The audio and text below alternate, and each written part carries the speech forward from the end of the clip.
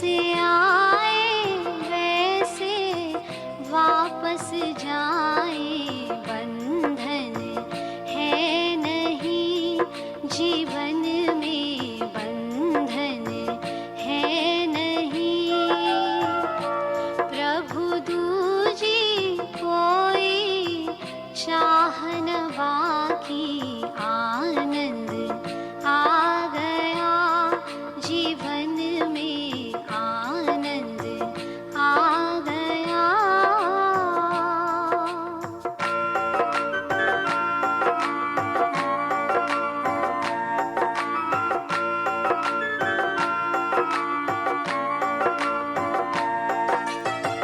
तुमने लगाई है रे आग ये मन में, आके बुझाए तू ही सतगुरु देह में।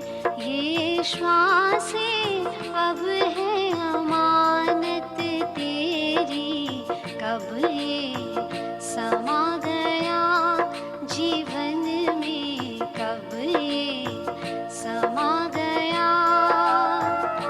प्रभु दूजी कोई चाह न बाकी, आनंद आ गया जीवन में, आनंद आ गया, आ गया, आ गया, आ गया।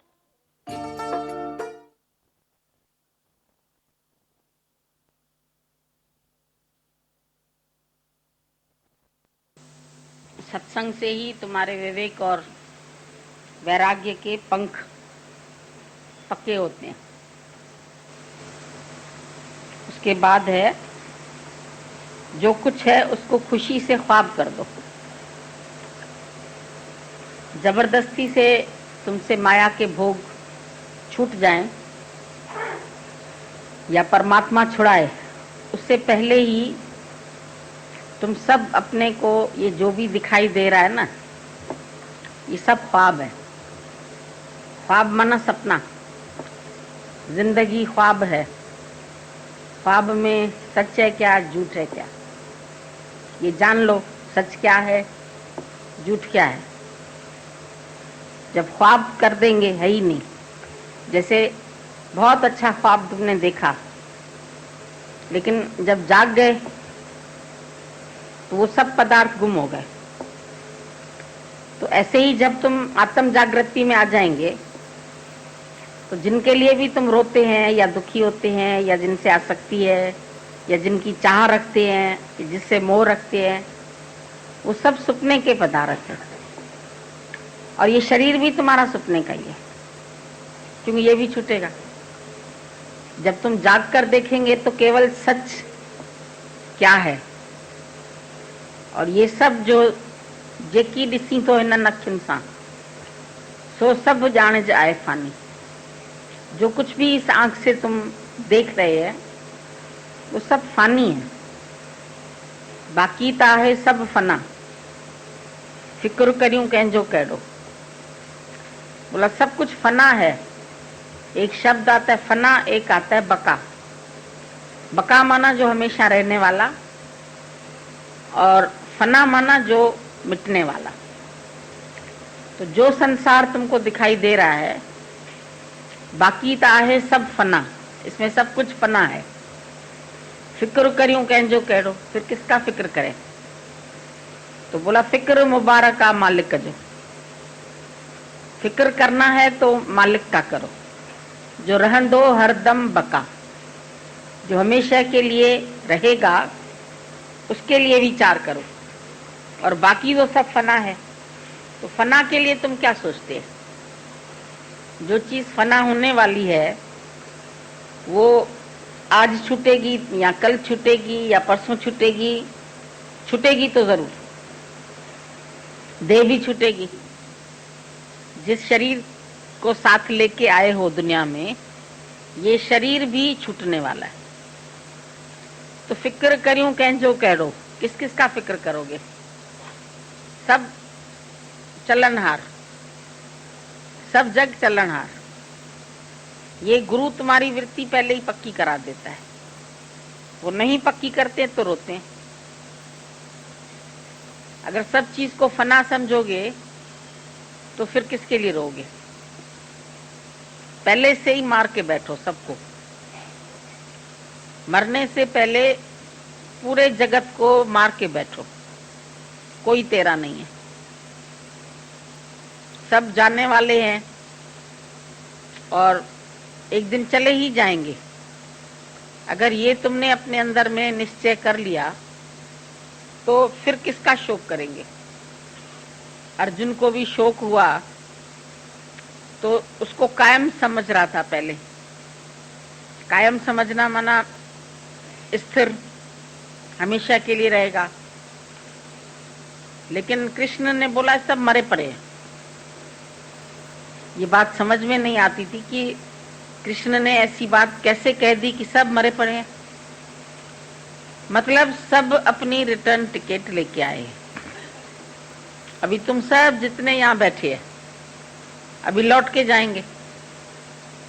कोई अभी घर जाएंगे यहाँ वाले, कोई कल जाएंगे, कोई परसों जाएंगे, कोई 4 दिन रह के जाएगा, कोई 15 दिन रह के जाएगा, है ना। तो जग समझ मुसाफिर खानो।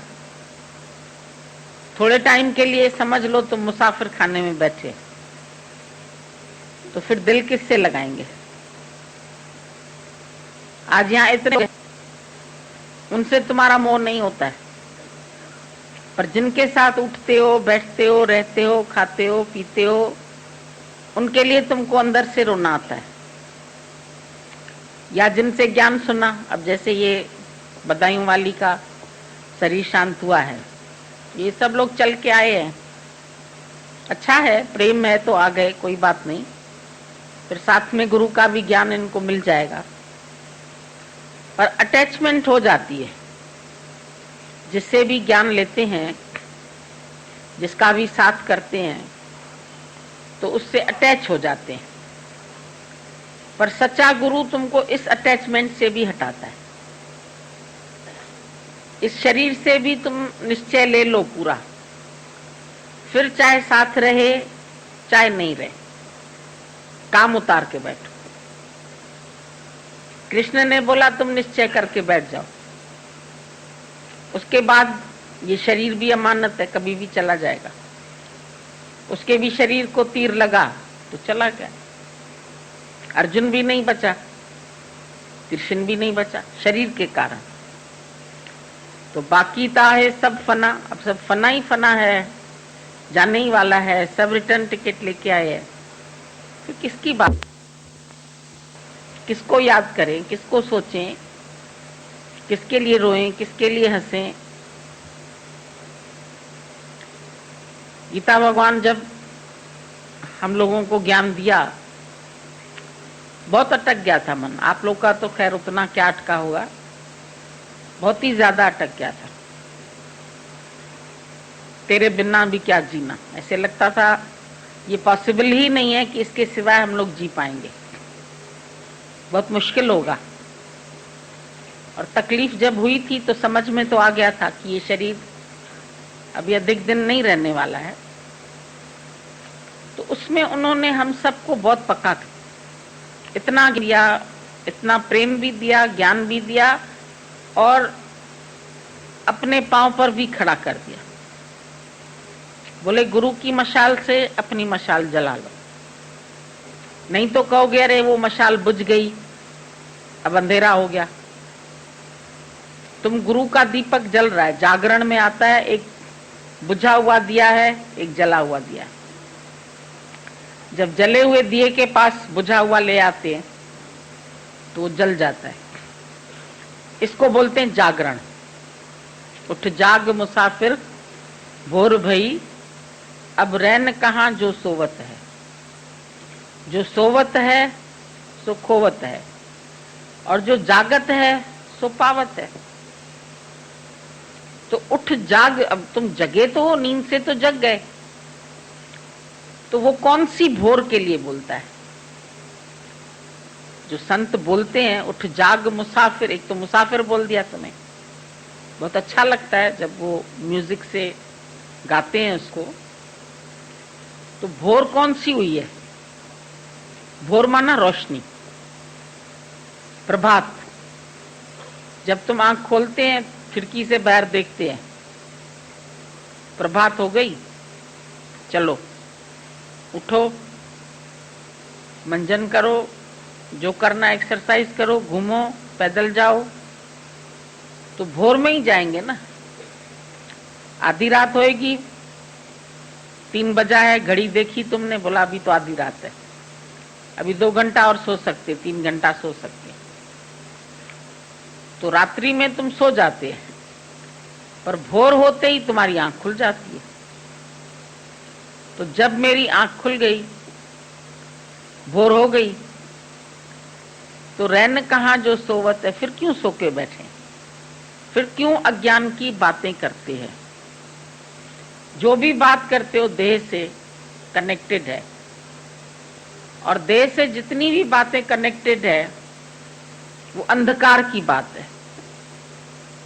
देह में हो तो अंधकार में हो, पर आत्म निश्चय करते हो तो भोर है, जागृति है। तुम जाग गए, अब जाग गए हो तो फिर सोने का ढोंग मत करो। जग गए हो तो रात के जो सपने देखे वो भूलो। अगर तुम बार बार बोलेंगे मैंने ये सपना देखा, मैंने ये सपना देखा, मैंने ये सब, सुनने वाला ही बोर हो जाएगा। बोला सपने की बात क्यों करते हैं, नहीं सपने में झगड़ा है, नहीं सपने में लड़ाई है। 2 दोस्तों ने आपस में झगड़ा किया, फिर कोर्ट में केस चला गया। थोड़ी देर बाद उनको लगा कोर्ट में केस गया अब तो लंबा खींच जाएगा, और उतना तो हम लोगों का आपस में झगड़ा भी नहीं है। थोड़ी देर आवेश आ गया, गुस्सा आ गया, झगड़ा कर दिया, पर अब हम इस झगड़े से छूटना चाहते हैं, कोर्ट से बाहर निकलना चाहते हैं, फिर क्या करें। तो वकील ने उसको समझाया, बोला तुम सारी बात बताना, ये बात हुई, फिर ये बात हुई, फिर ऐसे हुआ, फिर झगड़ा हुआ, फिर उसने मारा, फिर हमने मारा, और फिर उसके बाद कह देना फिर मेरी आंख खुल गई। तो कटघरे में खड़ा हुआ, जैसे ही उसने बोला फिर मेरी आंख खुल गई, तो अरे मुआ सपने की बात करता है। बोला हाँ सपने में लड़ाई हुई थी। बोला भागो, तुम्हारा केस नहीं होएगा। तो तुम भी बातें करते हैं, तो गुरु तुमको बोलता है बोल दो अभी मेरी आंख खुल गई। आंख खुल गई तो फिर क्या क्या बताऊं मैं, क्या क्या जो देखा, सपना जो देखा सपना रहेगा, क्या क्या बताऊं मैं, क्या क्या जो देखा। जो देखा क्या फायदा उसका वर्णन करने का। पता नहीं गड़े मुर्दे भी निकल आते हैं नींद में, गए हुए पेरेंट्स दिखाई देते हैं, सास ससुर दिखाई देते हैं, लोग दिखाई देते हैं, कश्मीर दिखाई देता है घूम के आए जहाँ, कभी पुराना घर दिखाई देता है, भाई तुम पहले कहाँ रहती थी, वही घर आएगा सपने में, नया घर आएगा ही नहीं सपने में, वो अंदर तह तक पड़ा हुआ है। फिर उसको देखेंगे, फिर उठेंगे तो कहेंगे अरे मैं तो यहाँ बैठा हूं, मैं क्या देख रहा था। तो उसी समय फिर भूल जाते हैं। कई बार सुबह सुबह तुमको धुंधला धुंधला याद रहता है सपना, फिर थोड़ा टाइम तुम इधर उधर गए फिर भूल गए। सपने की बात ज्यादा टाइम नहीं ठहरती, तो जगत की बात भी ज्यादा टाइम नहीं ठहरा। आई लहर गई लहर, आया ख्याल गया ख्याल, ख्याल को पकड़ के नहीं बैठ जाओ। आज किसी और के लिए ऐसा हो रहा है, कल को अपने शरीर से रिलेटेड जितने संबंधी हैं उनका भी कुछ ना कुछ होगा, तो फिर उनके लिए रोगे, उसके लिए दुखी होगे। ये चला गया, आदमी चला गया, बेटा चला गया, तो गुरु बोलता है रोते हो तो किस लिए रोते हो भाई। हकीकत में तो तुम शरीर के लिए नहीं रोते, शरीर तो रखा है। जब दशरथ का शरीर शांत हुआ, रानियां रोने लगी, वशिष्ठ मुनि आए, क्यों रो रहे हैं भाई। बोला ये कोई बात है पूछने की। हमारा पति चला गया है, ये पूछ रहा क्यों रो रहे हैं, क्या बात है? बोला पति चला गया है। बोला कहाँ चला गया? जिसको पति बोलती थी वो तो है, वो 6 फुट का शरीर तो तुम्हारे सामने रखा हुआ है, तो बाकी क्या चला गया? अपने आप से पूछो, गया क्या?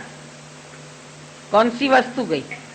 जो कहो आत्मा गई, तो आत्मा भी न जायते न मृत्यते न अन्यते वा कदाचन। आत्मा नहीं जन्मती, नहीं मरती, नहीं आती, नहीं जाती, नहीं सड़ती, नहीं भीगती, कुछ नहीं होता है। और आत्मा मरती भी नहीं है, कहीं और भी नहीं चली जाती है। अभी हमारे पास दीपक जल रहा है, हम उसको एक फूंक देते हैं, बुझ गया। अब हम तुमसे पूछें ज्योति कहाँ गई? समा गई प्रकृति में, गई कहाँ? कोई ऐसे आत्मा थोड़ी है निकल के ऊपर जा रही है, जा रही है, जा रही है। ऐसे हम लोग पिक्चर में दृश्य देखते हैं ना, ऐसे आत्मा जा रही है, जा रही है, ज्योति एक जा रही है, जा रही है। कहाँ जाएगी? ज्योति ज्योत समाई, आत्मा परमात्मा मिलके एक हो गए। दूर रहे बहुकाल, पर सुंदर मेला कर दिया जो सतगुरु मिले दला। आत्मा और परमात्मा, बूंद और सागर एक ही है। कतरा नहीं है, तू सारा बहर है, तुम सारा सागर है। कतरे को खोने का डर है, पर सागर कहाँ खोएगा? कतरा सागर में खो सकता है, गुम हो सकता है। तुम अपना अस्तित्व परमात्मा में गुम कर दो, विराट स्वरूप बन जाओ। अपने को बूंद मानेंगे तो मरने वाला मानेंगे, सूखने वाला मानेंगे, क्षणिक मानेंगे। पर वो बूंद समाई समुद्र में, समा गई तो एक रूप हो गई। गंगा सागर में मिली तो गंगा सागर होए, गंगा सागर का रूप बन गई। अस्तित्व गया नहीं, वो उसमें समा गई। तुम्हारी आत्मा परमात्मा से मिलके एक हो गई। पहले अलग दिख रही थी, अंतःकरण उपाधि से ही ब्रह्म जीव है कहलाता। तज देह उपाधि ब्रह्म रूप है, जैसे बिंदु भी तो सिंधु का ही रूप है। शरीर की उपाधि है, घड़े की उपाधि है, आकार है। विकस्यो कुंभ जल माई समाये, तुम जल में कुंभ, कुंभ में जल है। तुमने नदी में मटका डाला, भर दिया, बाहर भीतर पानी। अभी उसमें देखो बाहर भी पानी है, भीतर भी पानी। अभी तुम ऐसे खींच रहे थे, मटका टूट गया। विकस्यो कुंभ जल माय समायो, अब कहां चला गया पानी? अब घड़े वाला पानी तुम अलग करो, कर सकोगे? नहीं कर पाओगे, मिक्स हो गया उसमें। विकस्यो कुंभ जल माय समाय, ये गत विरले जानी। वही अंदर की शक्ति बाहर की शक्ति से मिलके एक हो गई। ये कुंभ टूट गया। ले जाते हैं शमशान में शरीर, उसके साथ एक घड़ा भी ले जाते, फिर उस घड़े में एक छेद करते हैं, वो पानी ऐसे बहता रहता है, वो चक्कर लगाते रहते हैं, पानी बहता रहता है, बहता रहता है। बह गया सारा पानी तो फिर उस घड़े को ठक से तोड़ देते हैं। मतलब पानी जब तक था तो घड़ा चल रहा था, छेद हो गया, पानी बह गया, अब घड़ा क्या हुआ? बेकार हो गया। तो तुम्हारा शरीर भी चल रहा था, अचानक ही छेद हो जाता है, अचानक ही कोई बीमारी आती है, अचानक ही कोई तकलीफ आती है, अचानक समय आ जाता है। समय आ गया माना काल आ गया। काल बोलते हैं समय को, बोलते हैं ये काल। आजकल क्या चल रहा है? कौन सा काल चल रहा है? कलयुग चल रहा है। कभी सतयुग चल रहा था, कभी द्वापर था, कभी त्रेता था। तो काल चले गए ना सब। अब कौन सा काल है भाई? कलयुग है। समय खराब है, समय खराब है। समय खराब नहीं है, ये समय तो अच्छा ही है, पर इसमें तुम अपना काम कर लो, ढूंढ लो सच को। वक्त वञई तो वहन दो प्यारा, कर्म वञई तो ठान। वक्त जा रहा है, हाथ से निकल रहा है, देख रहे हो। रोज रोज आयु तुम्हारी कम होती जा रही है, कम होती जा रही है। श्वासों की गिनती कुछ गिनती की श्वासें हैं, 2 पल का गुजारा है। जिंदगी और कुछ भी नहीं। जिंदगी क्या है? ये 2 पल का गुजारा है। ये तेरी मेरी कहानी रह जाएगी। कुछ तो कहानी छोड़ जा, अच्छी कहानी छोड़ जा ना। रोगी, बीमार, दरिद्री, वो कहानी नहीं छोड़ जाओ। राजा बन के जाओ, शहंशाह बन के जाओ। सभी जाते हैं दुनिया से, आए हैं सो जाएंगे। राजा, रंक, फकीर, पर एक सिंहासन चढ़ चले, एक बांधे जंजीर, एक मोह ममता की जंजीरों में बंधा हुआ जाता है दुनिया से, और एक सिंहासन चढ़ के बैठा, वो मरा ही नहीं। ब्रह्म ज्ञानी जी जुगा जुग अमर आए आत्मा, पाण सा प्यारा मिलाए तो छड़े परमात्मा। ब्रह्म ज्ञानी की युगों युगों तक कहानी चलती रहती है, आत्मा अमर हो जाती है। संसार वाले पैदा हुए कीड़े मकोड़े की तरह, बाल बच्चे बनाए, घर बनाया, मर गए, खत्म। लो खत्म, कहानी हो गई, कहानी खत्म हो गई। तो हम बोलते कहानी तो सबकी खत्म होनी है, और कुछ तो निशानी छोड़ जा। कोई तो ऐसा जीवन अपना चरित्र बना के जा जो दुनिया करे तो के याद। मोए पुजाणा मुल्क में नालो रहे तुझो शाद। निष्कामी जीवन बनाओ तो दुनिया तुमको याद करेगी, देह से नहीं, लेकिन जो उसने कार्य किया, उसने जिसको जागृत किया, वो उसको याद करेंगे। जिसने अपना निष्काम जीवन बनाया, जो सबके हित के लिए जिया, वो सब उसको याद करेंगे, वो सब उसको प्यार करेंगे। तो वो जैसे मरा ही नहीं, सबके दिल में समा गया, याद बन के, प्यार बन के सबके हृदय में समा गया। शरीर तो नहीं समाएगा किसी के हृदय में, नाम रूप तो चला जाएगा, बाकी अस्थि भांति प्रिय वो रह जाएगा। नाम रूप नाश है, ब्रह्म का प्रकाश है। अभी भाई बोलते परसों से वो गई, शरीर तो अभी रखा है, लेकिन गई। कौन गया? कौन आया, कौन गया? अमर आत्मा गई नहीं, बाकी शरीर वो है ही मिथ्या। 4 तत्व निकल गए, बाकी एक तोता रह गया। मिट्टी रह गई, मिट्टी को मिट्टी में मिला दो। नहीं है तो मिट्टी, अहंकार बहुत करते हैं। गुरु कहेगा जीते जी ही मर जाओ, तो अहंकार किस बात का करोगे? ना मैं तन ही रहा, ना मैं मन ही रहा, तो सतगुरु मिलने से झगड़ा खत्म हो गया। फिर ये कुटुंब वाले क्यों झगड़ा फैलाते हो भाई? जाल इंद्र का अब तो भस्म हो गया। इंद्र जाली ने जाल बनाया, ईश जीव बन देखन आया। ये सब जाल है,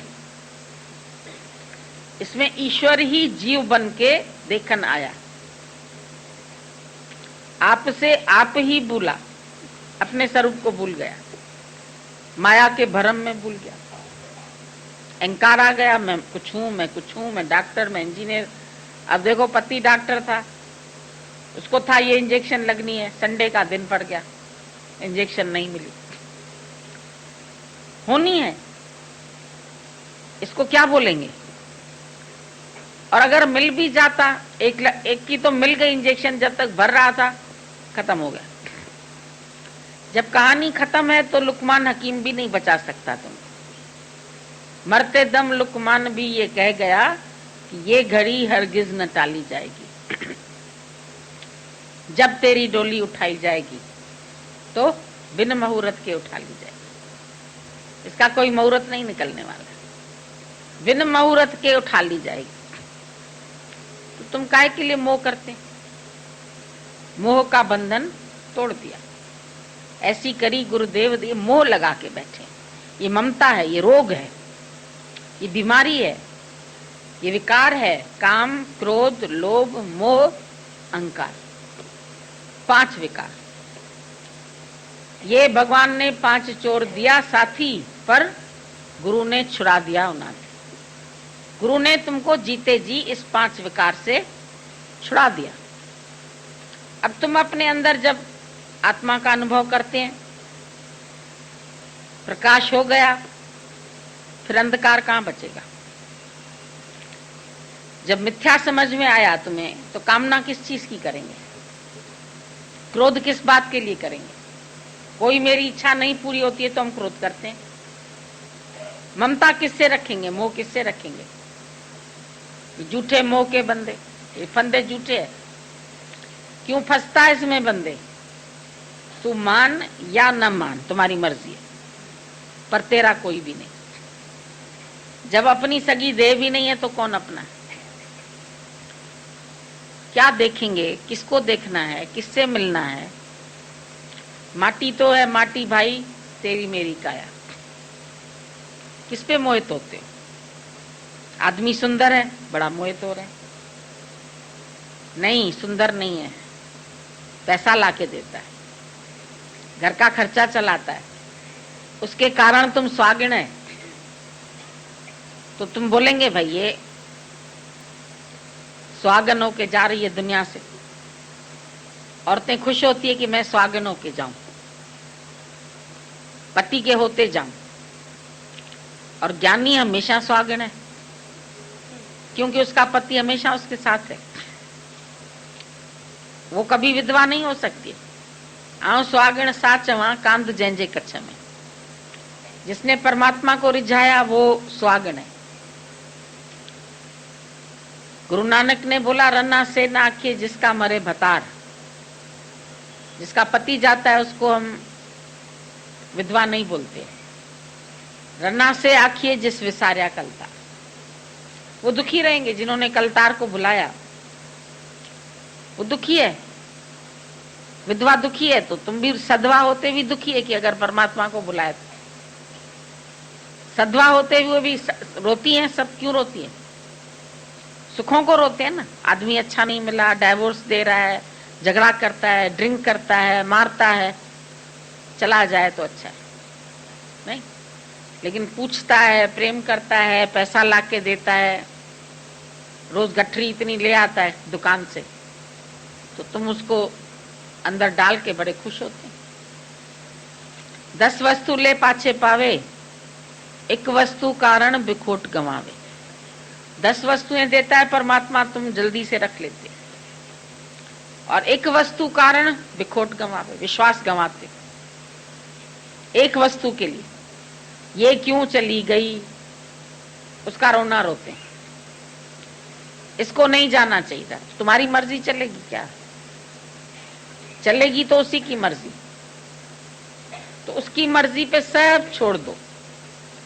अब उनकी रजा पे छोड़ दिया, आबाद करें बर्बाद करें। उनका था, उनको सौंप दिया, सौंप दो। अब दिल दे के तकादा कौन करे। दिल दे दो परमात्मा को। दिल में सब है जगत, वो भी दे दो। मैं मेरा भी दिल में बैठा है, वो भी दे दो।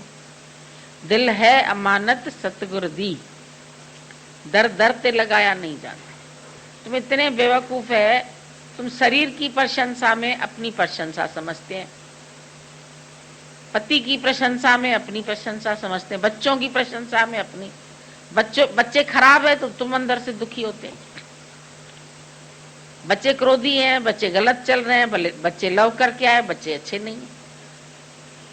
तो बच्चे का कर्म जाने ना, तुम क्यों बच्चे से जुड़ गई। मेरे बच्चे को इसने ऐसे क्यों कहा। कितना रोज गुरु विश्वास पक्का कराता है।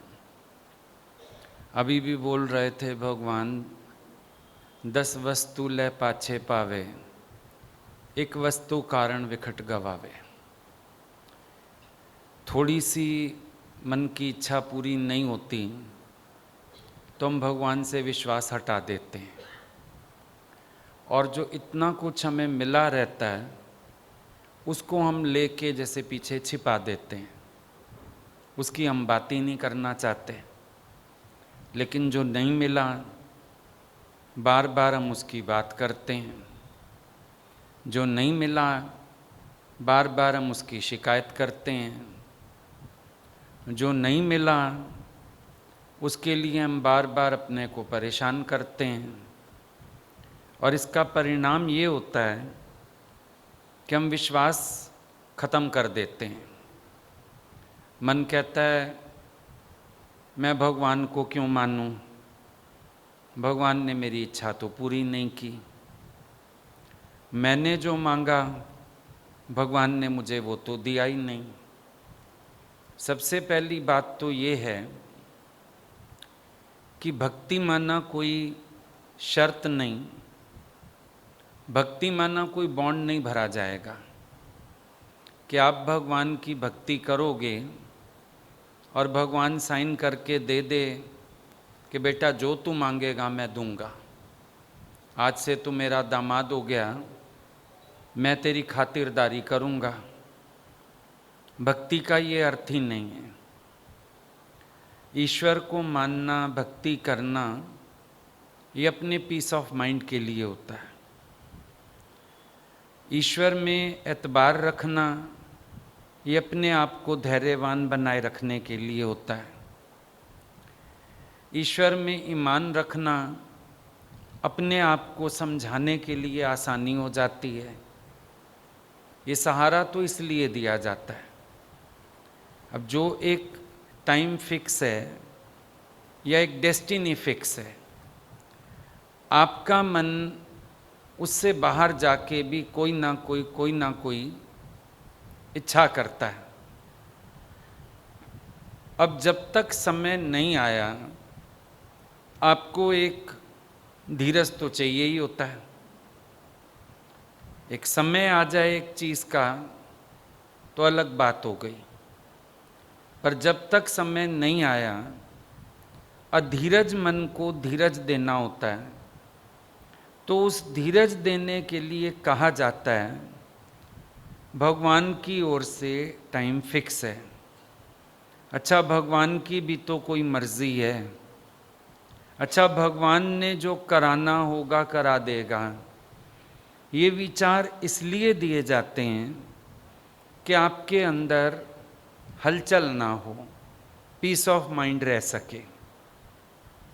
लेकिन आप अगर ये सोचो कि मैं परमात्मा पर विश्वास करता हूँ, इसलिए परमात्मा को मेरी इच्छा तो ज़रूर पूरी करनी चाहिए, ये चीज़ आपके लिए बड़ी नेगेटिव सिद्ध हो जाएगी। बचपन से भगवान से मांगना सिखा दिया घर वालों ने, जबकि मांगना सिखाना नहीं चाहिए था, विश्वास करना सिखाना चाहिए था। चलो छोटे थे, एक भक्ति के बीज डालने थे, तो कह दिया गया अच्छा जो भगवान जी से मांगो मिल जाता है। अच्छा, मांगना ही चाहते हो भगवान जी से मांगो, औरों से ना मांगो।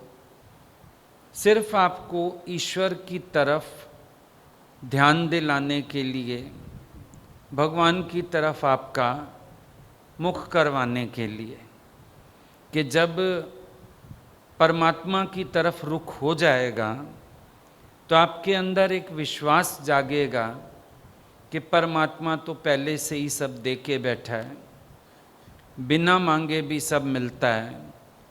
हम मांगें क्यों भगवान से, हम विश्वास रखें। सोचा ये गया कि जब आप आओगे तो आप अपने आप ही कुछ चीज़ों को समझ जाओगे। जैसे संसार में होता है, अभी एक लड़का लड़की का प्यार हो जाता है तो अपनी अपनी नेगेटिविटीज़ तो नहीं शेयर करते एक दूसरे से, तो पता होता है भाई जब आएगी लड़की घर में समझ ही जाएगी। अब वो कहती है ये गुस्सा बहुत करता है। बेटा आदमी लोग तो गुस्सा करते ही हैं। ये पॉजेसिव बहुत है। बेटा आदमी लोग तो हक रखते ही हैं। कुछ ऐसी चीज़ें होती हैं जिनको आप शादी के बाद समझ जाते हो। संतों ने युक्ति निकाली, घर वालों ने युक्ति निकाली कि जब ये लोग परमात्मा की तरफ आएंगे, अपने आप ही मैच्योर हो जाएंगे, समझ जाएंगे। लेकिन हमारा बचपना जाता ही नहीं। हम ये सोचते हैं हम मांगें और भगवान देवे, हम प्रार्थनाएं करें भगवान पूरी करे, हम भगवान के आगे बैठ के मन्नतें माने, भगवान हमारे काम कर दे, हम प्रसाद चढ़ाएं, भगवान हमारा काम कर दे। इसी चक्कर में कई लोग भटकते भी बहुत हैं। एक मंदिर जा, दूसरे मंदिर जा, कोई कहेगा मेरी वहाँ से इच्छा पूरी हुई, कोई कहेगा मेरी वहाँ से इच्छा पूरी हुई, भागते रहते हैं। फिर अगर किस्मत में नहीं हुआ, मन कहते किसी भगवान ने ना सुनी मेरी। अब सबसे पहले तो भगवान इतने सारे हैं ही नहीं, भगवान तो एक ही है, नाना रूप धरे बहुरंगी। चलो जिस तरफ तेरा आकर्षण हो गया, तेरी भावना जाग गई, तेरा प्यार हो गया, तूने परमात्मा को अपना बना लिया। वो तो प्यार करने के लिए एक रूप था, वो भी उसका असली रूप नहीं है। समय समय पर भगवान रूप धारण करते हैं लीला करने के लिए। अब हमने समझा वही रूप है बस भगवान का, एक ही रूप तो नहीं है, एक ही लीला में कई रूप दिखा दिए। अब भगवान राम का राजा वाला फोटो भी आता है, बनवासी वाला भी आता है, दोनों आते हैं। कहीं केवट को तारते हुए भी है, कहीं भिलनी को तारते हुए भी है, कहीं तीर चलाते हुए भी है, कहीं आशीर्वाद की मुद्रा भी है। सारे रूप उसी के हैं। कृष्ण जो गोपियों के साथ हैं, जो अर्जुन के पास हैं, जो द्वारिकाधीश हैं, तीनों में फर्क है। एक में मक्खन चोर हैं, एक में रास हो रही है, एक में रथ हाँक रहे हैं, एक में तो राजा बने बैठे हैं। तो इतने सारे भगवान तो हैं नहीं, इसको छोड़ इसके पीछे, इस तू नहीं और सही, और नहीं और सही। ये भी तो एक हमारे दिमाग की गलतफहमी है। ये वाला भगवान इच्छा पूरी नहीं कर रहा, चलो मैं भी ये कर दे, ये नहीं कर रहा मैं भी ये कर दे। ये तो बड़ी गलतफहमी है। किसी के यहाँ नारियल ले गए, किसी के यहाँ लड्डू ले गए, किसी के यहाँ चने ले गए, किसी के यहाँ गुलाब का फूल ले गए, किसी के यहाँ गेंदे का फूल ले गए, किसी के यहाँ कमल का फूल ले गए, किसी के यहाँ चुनरी ले गए, किसी के यहाँ पीताम्बर ले गए। कोई तो सुने। हर जगह अलग अलग रीत बनी रहती है। फिर सोचते हैं उस रीत को फॉलो कर लें। कहीं बीड़े चढ़ाए जाते हैं तो कहीं कुछ किया जाता है। लेकिन ये सब करने की क्या आवश्यकता है? आप अपने कर्म पे ध्यान दो ना। आपका कर्म करने में अधिकार है, फल में अधिकार नहीं है। गीता खोल के पढ़ो, भगवान क्या बता रहे हैं? भगवान कह रहे हैं कर्म करने में मैंने तुझे स्वतंत्र रखा है, लेकिन फल भोगने में तू परतंत्र है। तो तेरा अधिकार तेरे कर्म तक है, अपना कर्म करो। और तेरा अधिकार फल में है नहीं, लेकिन तुम फल की आकांक्षा करते हुए कर्म करते हो। ये सबसे गलत काम करते हो। भगवान अर्जुन को कह रहे हैं कर्म कर, फल की चिंता मिटा दे। तो अपना कर्म करता जा, फल मेरे ऊपर छोड़ दे। जब मुझे जो रिजल्ट देना होगा मैं दे दूंगा। अब विचार बदलो। देखो बड़ी एक अच्छा लॉजिक है, एक विचार बदले तो व्यवहार बदल जाता है, और कभी कभी एक व्यवहार बदले तो विचार बदल जाता है। विचार और व्यवहार बड़े कनेक्टेड हैं। अब एक विचार बदलो, भाई आप सोचो भगवान तूने मेरे लिए किया ही क्या, व्यवहार बदल जाएगा, मंदिर जाना ही छूट जाएगा। कभी कभी किसी का व्यवहार देख के उसके प्रति विचार बदल जाता है हमारा। दुनिया में होता नहीं है, कहते हैं हमारा तो बड़ा अच्छा विचार था आपके लिए, आपके व्यवहार से समझ में आ गया आप तो सही नहीं हो, विचारधारा बदल गई मेरी आपके लिए। अब ये व्यवहार और विचार पूरक हैं एक दूसरे के। ईश्वर के प्रति क्या धारणा है आपकी, आपके पूरा व्यवहार उस पर निर्भर करता है। धारणा ही गलत है। आपने भगवान को ऐसे माना है जैसे एटीएम मशीन, कार्ड लगाओ पैसा आएगा। दूध देने वाली मशीन, मदर डेयरी, सिक्का डालो दूध आ जाएगा। आपने अपनी भक्ति का स्वरूप ऐसा कर रखा है कि मैं मांगूं भगवान को देना ही चाहिए, मैं जो चाह रहा हूं मिलना ही चाहिए। अच्छा, क्या ऐसा है तुम्हें खाना नहीं मिल रहा, कपड़ा नहीं मिल रहा, टेंशन किस चीज़ की अगर थोड़ा वक्त लग भी रहा है? लोगों को देख देख के मेरे सारे फ्रेंड्स की नौकरी लग गई, मेरी नहीं लगी। मेरे सारे दोस्तों की शादी हो गई, मेरी नहीं हुई। वो 2-2 बच्चों के बाप बन गए, मैं अभी कुंवारा ही बैठा हूँ। टेंशन तो ये है, लोगों को देख के ज़्यादा परेशान हो, अपने आप से कोई इतनी परेशानी नहीं है। तुम जहाँ हो, जैसे हो, तुम अपने आप में बहुत अच्छे हो। भगवान बेसिक रिक्वायरमेंट सबकी पूरी कर रहा है, लेकिन जो अंदर एक लग्जरी की इच्छा है, दिखावे की इच्छा है, लोगों से compete करने की भावना है, परेशान तो ये कर रही है। अपने पास, किसी के पास लेडीज़ को देखो, कपड़ों की कमी नहीं होती, पर क्योंकि देवरानी लेके आई इसलिए एक सूट लेना है, क्योंकि उसने चेन लिया इसीलिए मुझे मंगलसूत्र लेना है, क्योंकि उसने ये काम नहीं किया इसीलिए आज मैं भी स्ट्राइक पर हूँ, क्योंकि उसने एक फंक्शन किया है मुझे भी करना है। कई बार तो ऐसे फालतू खर्चे भी करते हैं। देखो, उसने बर्थडे मना लिया बेटे का, हम कीर्तन तो करवा लें कम से कम। अब उसमें भी खर्चा ऐसा ही करना चाहेंगे जैसा उसने पार्टी में किया।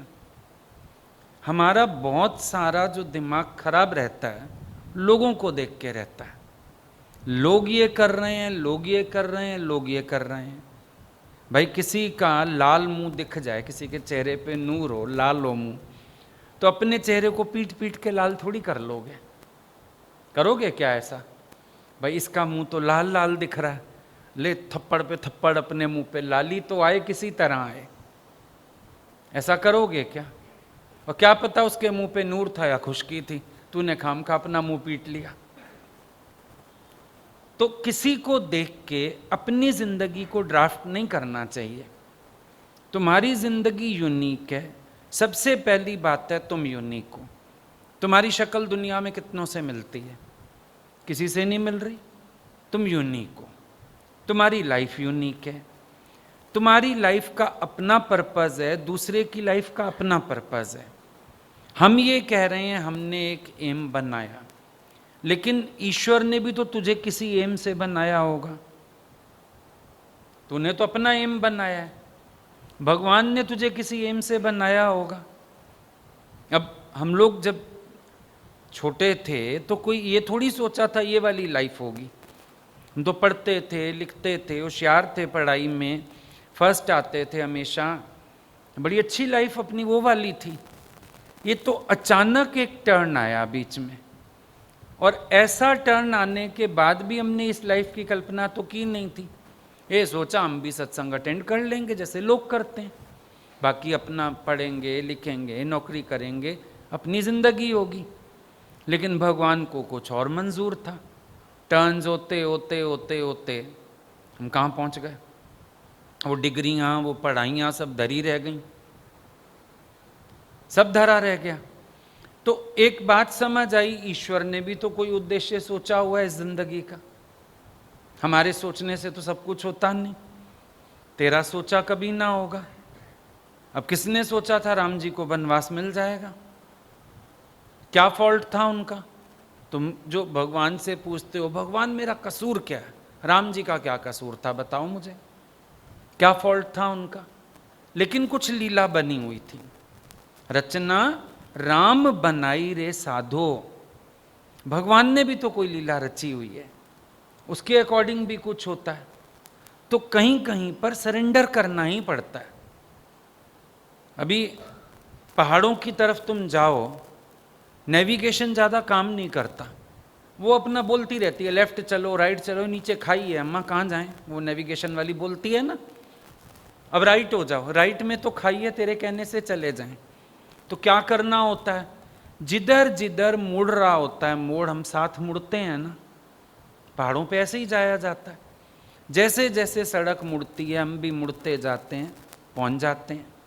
जिंदगी के कुछ मोड़ हमारे हाथ में नहीं है, ईश्वर का हुक्म है।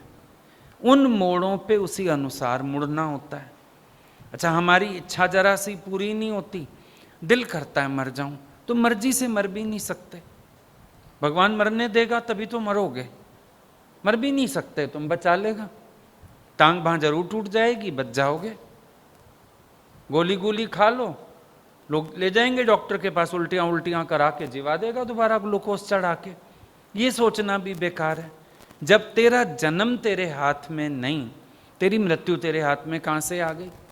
और एक टके की बात के लिए हम इतना अंदर से अपने आप को कमज़ोर बना लेते हैं। किस लिए? जरा सा संसारिक लोगों के हिसाब से मुझे कुछ नहीं मिला, मैं तो मरता हूं। तुम इतने कमज़ोर हो। You are son of God, तुम भगवान के बच्चे हो, भगवान का अंश हो। ताकतवर बनो। क्राइस्ट को बोलते हैं तुम्हें ऐसा शूली पे चढ़ाया गया, तुम तो भगवान के बेटे थे, तुम्हारे साथ ऐसा क्यों हुआ? क्राइस्ट बोलते हैं भगवान ने सोचा होगा ये दुख सहने के लिए मेरा बेटा ही समर्थ है, बाकी दुनिया वाले इस दुख को सहन नहीं पाएंगे, तब मेरे पास भेज दिया। ईश्वर ने हमें योग्य समझा होगा, हम धैर्यवान हो सकते हैं, हम शांत रह सकते हैं, हम परमात्मा पर एतबार रख सकते हैं, तो परमात्मा ने हमारे सामने कोई सिचुएशन भेज दी होगी। कौन सी बड़ी बात है? हम अपने आप को कमज़ोर काहे बनाएं? जरा सी बात के लिए कमज़ोर बना लें। ठीक है, हमारे अकॉर्डिंग नहीं मिल रहा होगा, लेकिन कुछ और मिल जाएगा, शायद वो और बेहतर होवे, कोई बड़ी बात नहीं है। अब कितने लोग पढ़े लिखे, कल कोई मेरे को दिखा रहा था, कोई हस्बैंड वाइफ इंजीनियर दोनों जॉब छोड़ के लड्डू बना रहे हैं, लाखों रुपया कमा रहे हैं लड्डू बेच के। पता नहीं वहाँ भेजते हैं मिठाइयों की दुकानों पर, घर से ऑर्डर जाते हैं, करोड़ों में खेल रहे हैं लड्डू बना के। दोनों इंजीनियर, दोनों ने जॉब छोड़ दी। अब पता नहीं परमात्मा ने किसको कहाँ से देना है। हठ मत रखो, परेशान मत हो, विश्वास रख के बैठो। जो तेरे लिए उचित होगा वो परमात्मा तेरे पास पहुंचा देगा। अर्जुन का हक था, उसके साथ बेईमानी हुई, जो कुछ हुआ, पर अर्जुन का हक था, भगवान खड़े हो गए। खुद साथ खड़े होके अपने ऊपर इल्जाम लेके भी परमात्मा ने अर्जुन का साथ दिया, उसको उसका हक दिलाया। जो तेरा होगा ना, परमात्मा तेरे घर बैठे दे के जाएगा, विश्वास रखो। तुम विश्वास बड़ी जल्दी हार जाते हो। मैं अभी चाह रहा हूं आम के पेड़ को फल लग जाए। अभी कैसे लग जाएगा? सीजन चला गया, ऋतु आए फल होए। मैं ना ज्यादा पानी लगाता हूं, मैं ना पानी का पाइप ही छोड़ देता हूं पेड़ की जड़ों में, तो पेड़ ही उखड़ जाएगा, फल तो नहीं आएगा, पेड़ उखड़ जाएगा। करेले की प्रकृति है, कड़वा है। आप सोचो हम करेले के पौधे में ना शहद डालते हैं, गुलकंद डालते हैं, करेला मीठा हो आएगा? तो भी नहीं होगा। उसकी अपनी प्रकृति तो काम करेगी ना। फिर आपकी भी एक अपनी प्रकृति है, उस अनुसार शरीर चलता है, बड़ी बात नहीं। समय लगता है हर चीज को। अभी पीछे भी एक लड़के की जॉब छूटी, यहीं चंडीगढ़ ही कर रहा था, उसके बाद वो आ गया वापस, हमारे पास भी रहा काफ़ी टाइम। रोज़ हलचल में, मेरा कहीं काम नहीं बन रहा, मेरा कहीं काम नहीं बन रहा, इंटरव्यू क्लियर नहीं हो रहा, इंटरव्यू क्लियर हो गया मुझे कॉल नहीं आ रही। और हम भी रोज़ बोलते थे धैर्य से बैठ जा। अब एक दिन अचानक रात के समय कोई इंटरव्यू हुआ 8-9 बजे, वही क्लियर हुआ, वहीं जॉब लगी, पहुंच गया, इतनी अच्छी पे मिल रही है। अब 6-8 महीने लग गए, पर फिक्स था, सो व्हाट।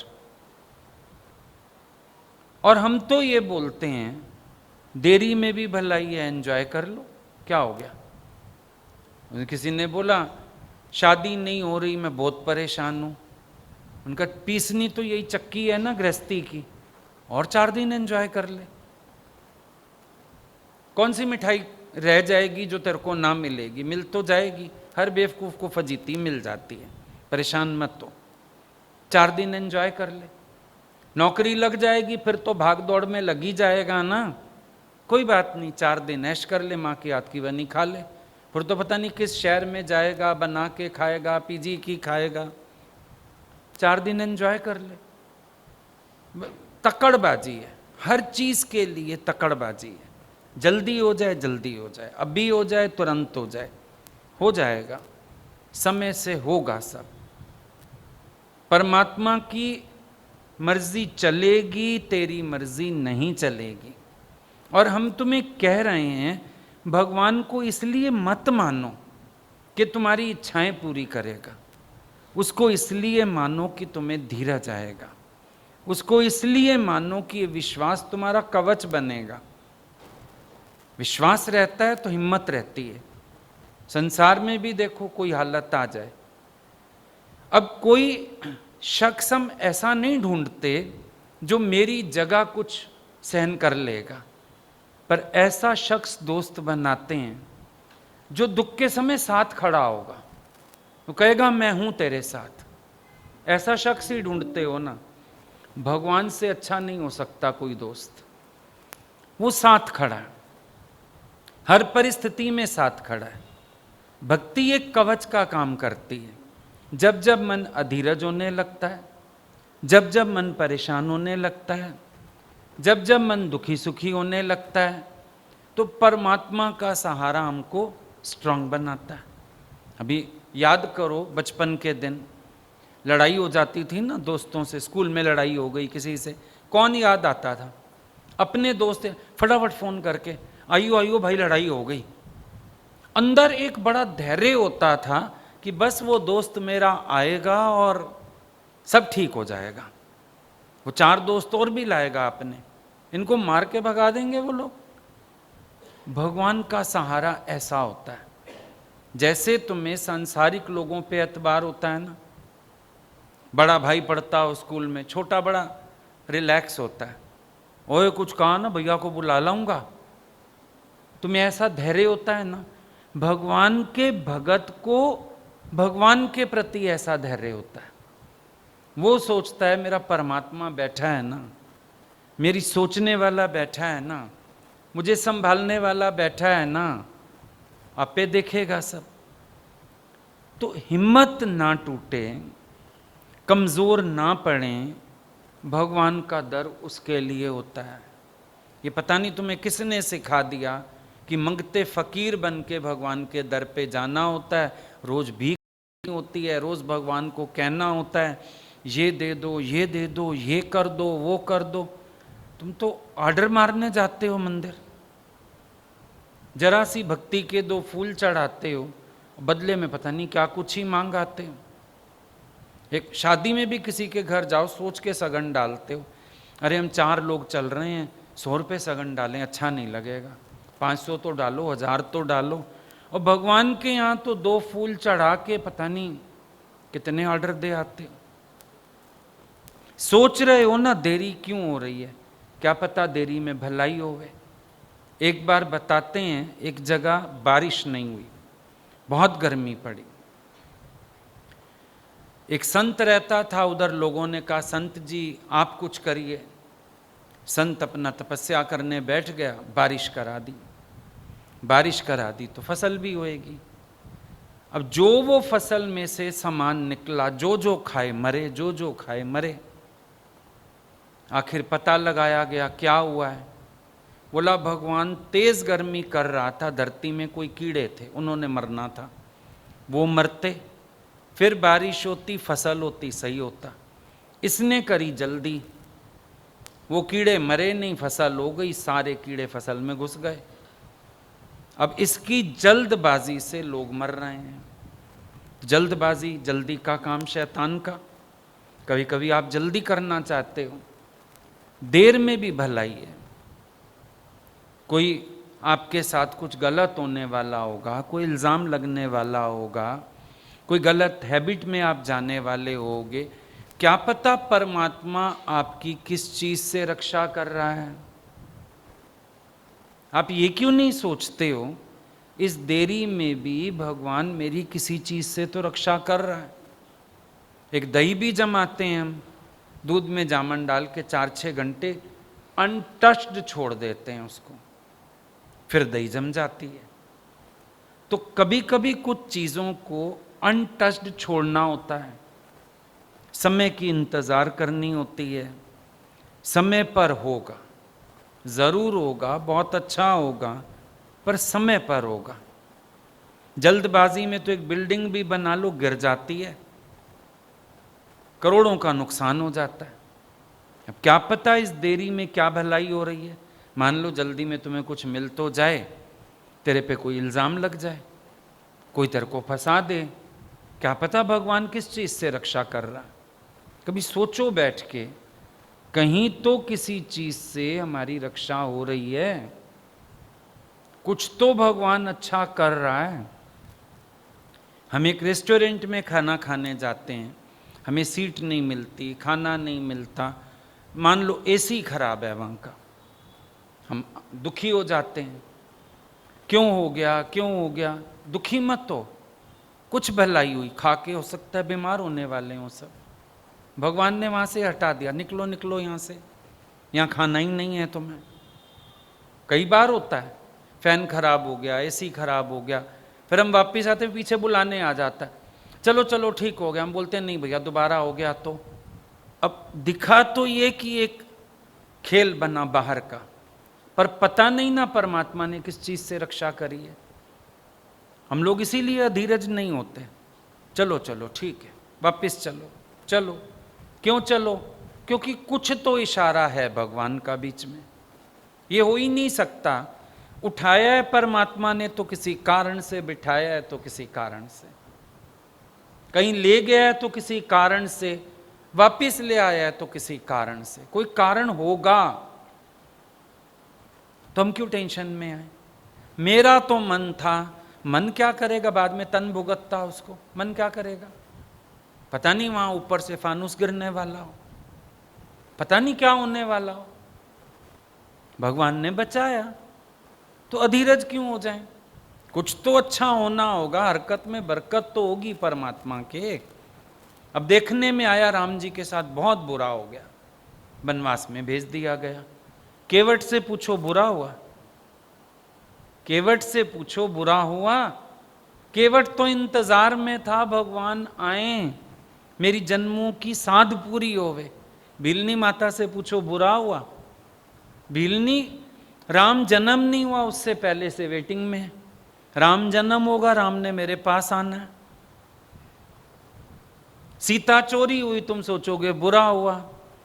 रावण के अंत का कोई कारण तो बनना था। अब ऐसे ही राम जी अयोध्या से उठ के लंका तो ना चले जाते रावण को मारने, कारण बन गया। कुबुद्धि भगवान ने रावण के अंदर डाल दी, सरस्वती को कैकई की जीभ पे बिठा दिया गया, लीला बना दी गई। कोई तो कारण था, वनवास मिलने का भी कारण था, सीता चोरी होने का भी कारण था, कारण थे सारे। अब कारण थे तो सब अच्छा होता चला गया। तो अगर तुम देखो तुम्हारे जीवन में जो हो रहा है बिना कारण के हो रहा है, नहीं कारण सहित हो रहा है, सब कुछ कारण से हो रहा है। कल बारिश की जरूरत होगी, बारिश हो गई। आज जरूरत नहीं थी, सत्संग था, सबको आना था, आज नहीं हुई, कारण। हर चीज के पीछे कोई ना कोई कारण है। भगवान ने कहाँ उठाया, कहाँ बिठाया, कहाँ घुमाया, कहाँ चलाया, हर चीज के पीछे कारण है। तो कुछ हो रहा है कारण से हो रहा है, नहीं हो रहा है तो भी कारण है। ईश्वर का कोई भी काम बिना सोचा समझा हुआ नहीं। मुश्किल ही सारी यही है। ये लोग हम कोई काम करते हैं ना, ये मेरे को सलाह देने आते हैं, बोलते हैं हमने सोचा हुआ है, बैठ जाओ, मैंने सोच के बात बोली है। फिर कभी याद दिलाने आएंगे, हम बोलते हैं हम नहीं कर रहे हैं, हमने सोचा हुआ है, तुम बैठ जाओ। कारण है, परमात्मा इतनी बड़ी सृष्टि चला रहा है, हमारे पास तो थोड़ी सी दुनिया है, तो भी हम कुछ करने के पहले सोचते हैं, नहीं करने के पहले सोचते हैं। तुम सोचो, परमात्मा ऐसे ही चला रहा होगा दुनिया को क्या? कुछ दे रहा है तो भी कारण है, नहीं दे रहा है तो भी कारण है। धैर्य तो रखो तुम, कम से कम विश्वास तो रखो।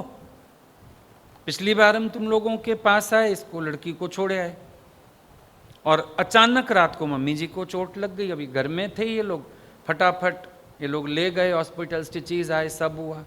सबने कहा, पहले सारे मेरे को यहीं पूछ रहे थे ले आते ले आते, फिर सबने कहा देखो ये तो अच्छा हो गया, आप छोड़ आए थे उनको। कल मम्मी जी नहीं आए, फिर किसी के यहाँ डेथ हो गई। आज रात को इतना बड़ा मैसेज आ गया, मम्मी जी आए हम लोगों को संभालने, ऐसे लगा आप ही आ गए। हम सबको इतनी ताकत आई उनके आने से, उन्होंने इतनी अच्छी बात की, उन्होंने हम सबको प्यार किया, हमारे सिर पे हाथ रखा उन्होंने, हमको ठंडक आ गई। ले भाई, कारण था ना।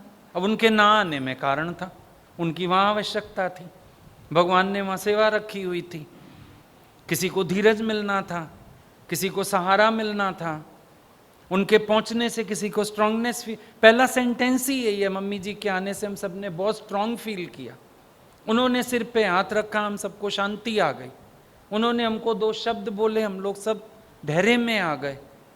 आप वहां बैठे भी हमें यहाँ संभाल रहे हैं, लो बताओ, कारण था उनके ना आने में। हालांकि एक बार हमने भी सोचा कि इनको ले चलें, तो सब याद करते रहते हैं, फिर ऐसे लगा इनका शरीर बहुत अलाउ नहीं करता, रहने देते हैं। और पता नहीं भगवान ने भूल क्यों करवाई थी ऐसे कि नहीं ले चलना है। हालांकि ऐसे लगा सब लोग हैं संभाल लेंगे, ले चलते हैं, गाड़ी और जल्दी निकाल देते हैं, 1 घंटा चलो पहुंच जाएंगे, जल्दी पहुंच जाएंगे, कार से पहुंच जाएंगे, सब कुछ सोचा, फिर लगा नहीं रहने देते हैं। और वहां आवश्यकता थी, वहां उनका पहुंचना। ऐसे हम साथ जाते हैं तो एक शब्द नहीं बोलते, शांत बैठे रहते हैं। और कल गए होंगे, पता नहीं, हम तो साथ नहीं थे, उनको प्यार भी कराए, उनको धीरज भी दे आए, उसको स्ट्रांग बनाए, लड़की को जिसके हस्बैंड की डेथ हुई है, बच्चों को प्यार कराए।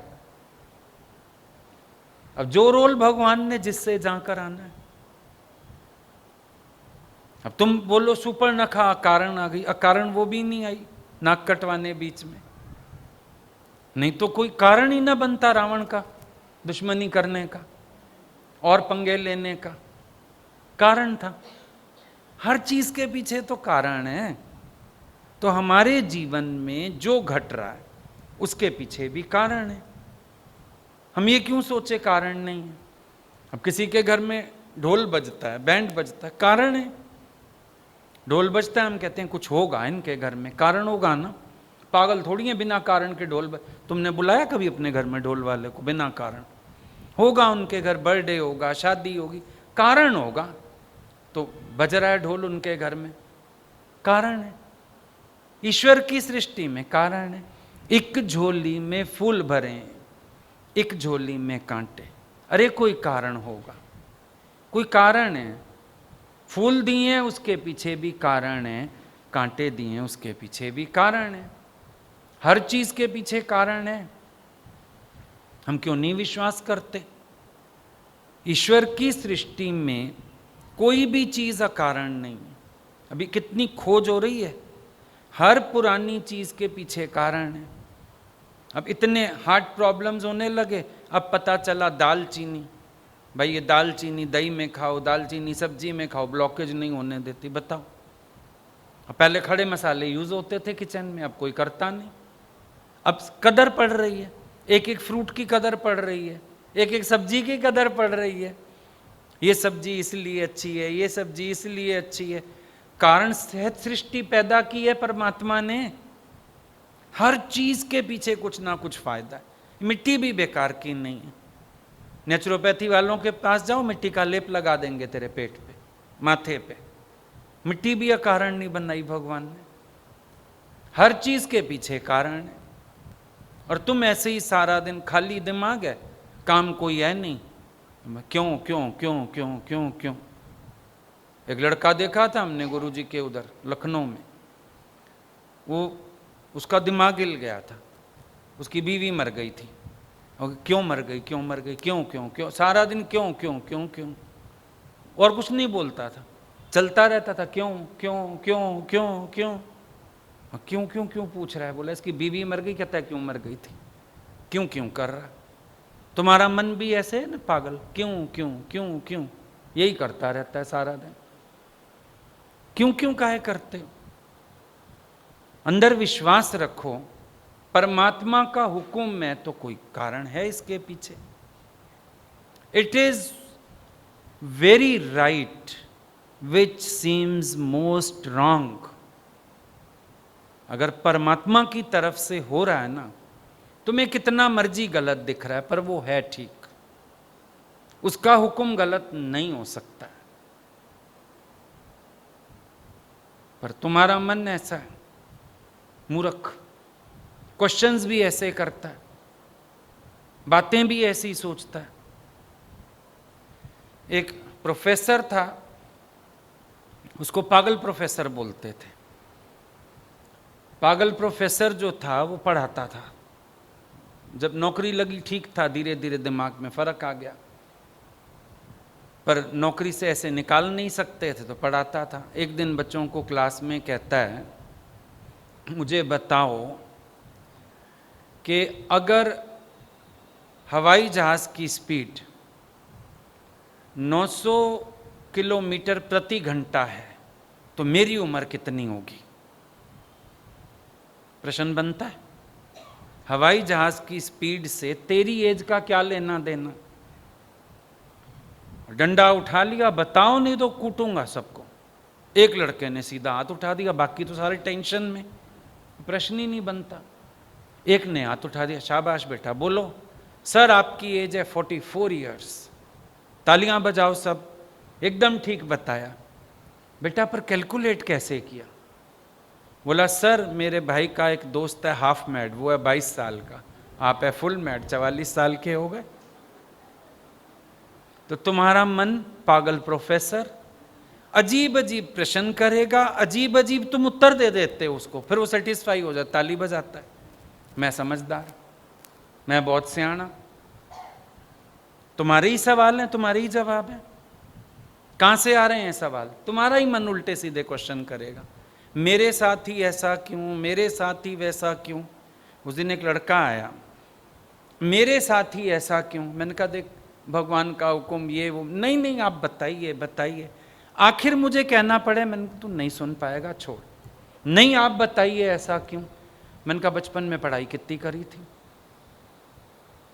इतना ही ज्यादा अफसोस था तो उस टाइम ढंग से पढ़ना था, उस टाइम तरीके से पढ़ के कोई डिग्री बढ़िया लेनी थी, कोई एवरेज अच्छी आती, तेरे उसमें मार्क्स अच्छे आते तो तेरे को कॉलेज से ही चुन ले जाते। उस टाइम तो करी मटर गश्ती, मारी मस्तियां, उस टाइम ध्यान दिया नहीं। अब फिर फर्क तो हर चीज का पड़ता है, मार्क्स का भी फर्क पड़ेगा, नॉलेज का भी फर्क पड़ेगा, बहुत फर्क। और जितनी देर फालतू की चीजें सोचते हो, कोई साइड में और कोर्स कर लो।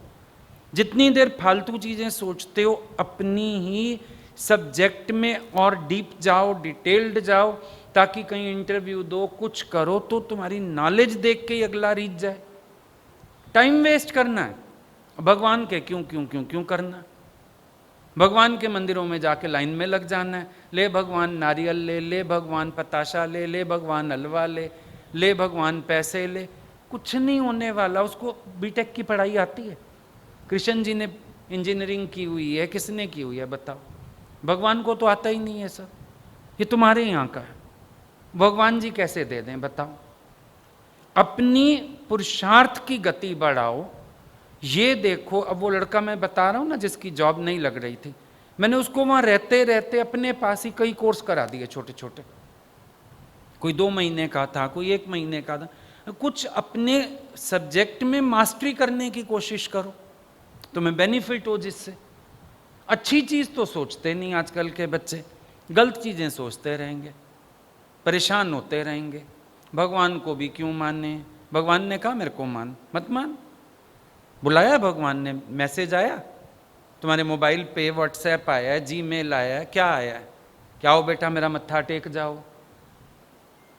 भगवान को स्वार्थ से नहीं पूजना होता है। जब इच्छा रख के भगवान को पूजोगे, एक दिन तुम्हारी श्रद्धा टूट जाएगी, एक दिन तुम्हारा विश्वास डगमगा जाएगा। नहीं करना होता है ऐसा।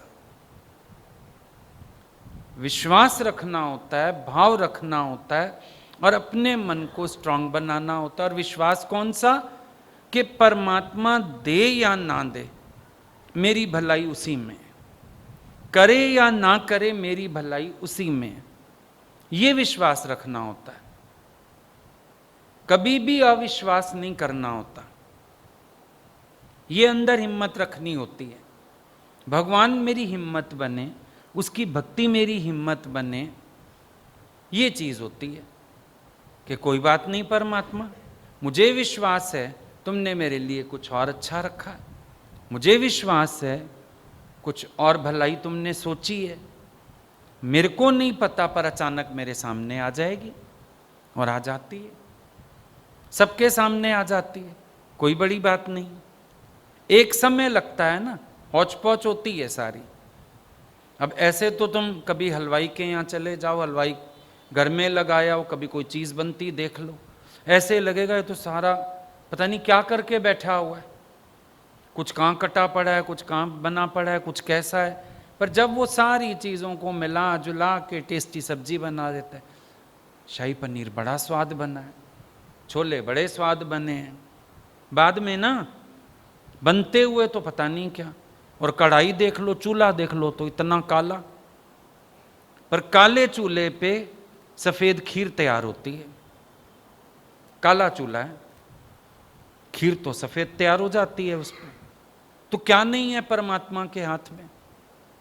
क्या नहीं घर तेरे, साचे मेरे साहिबा, क्या नहीं घर तेरे, करता तेरे सब कुछ है, जिस दे सो पाए।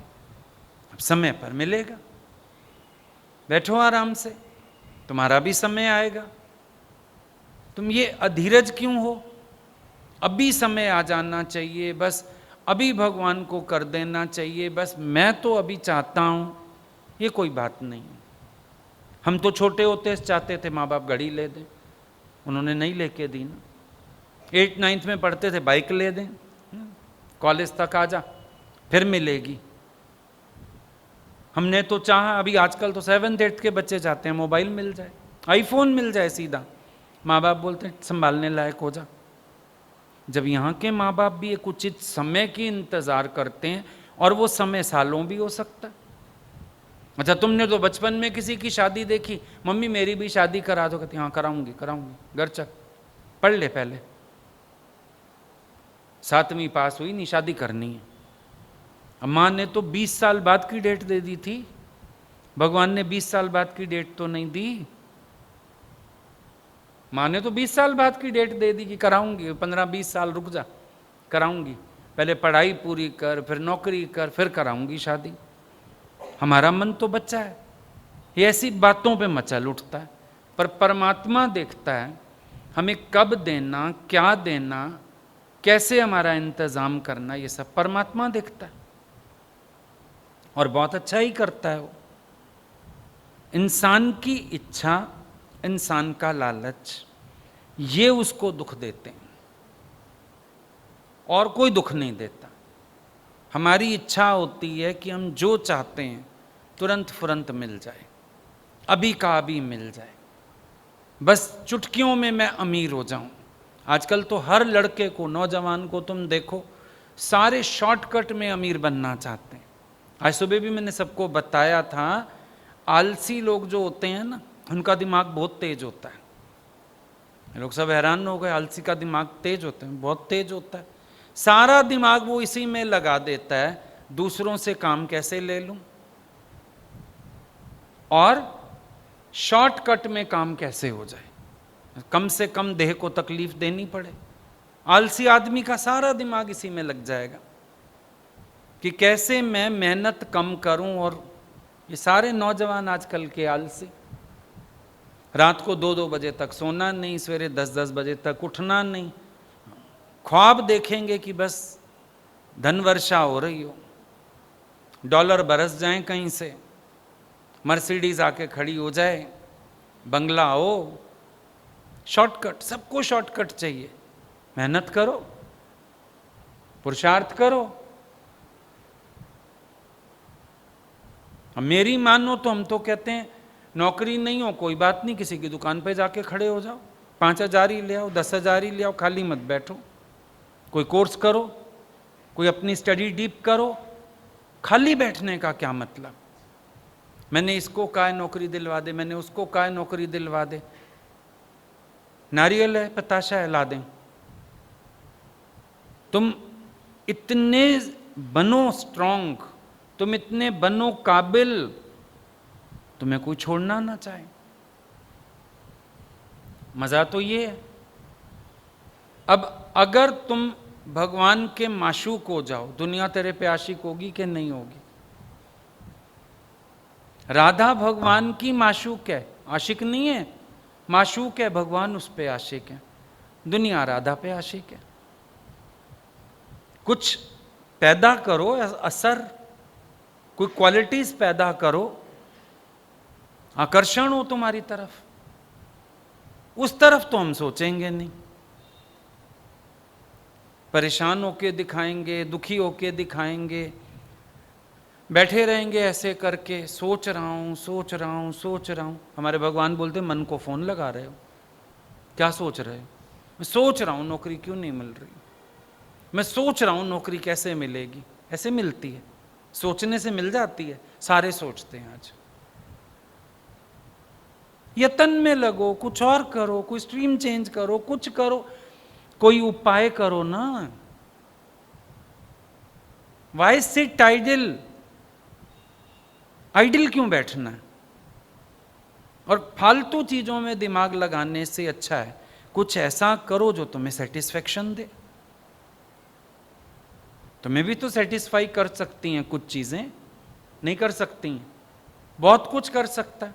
जॉब नहीं है, ऑनलाइन टीचिंग करो, ट्यूशंस पढ़ाओ, कहीं जाओ, बहुत कुछ कर सकते।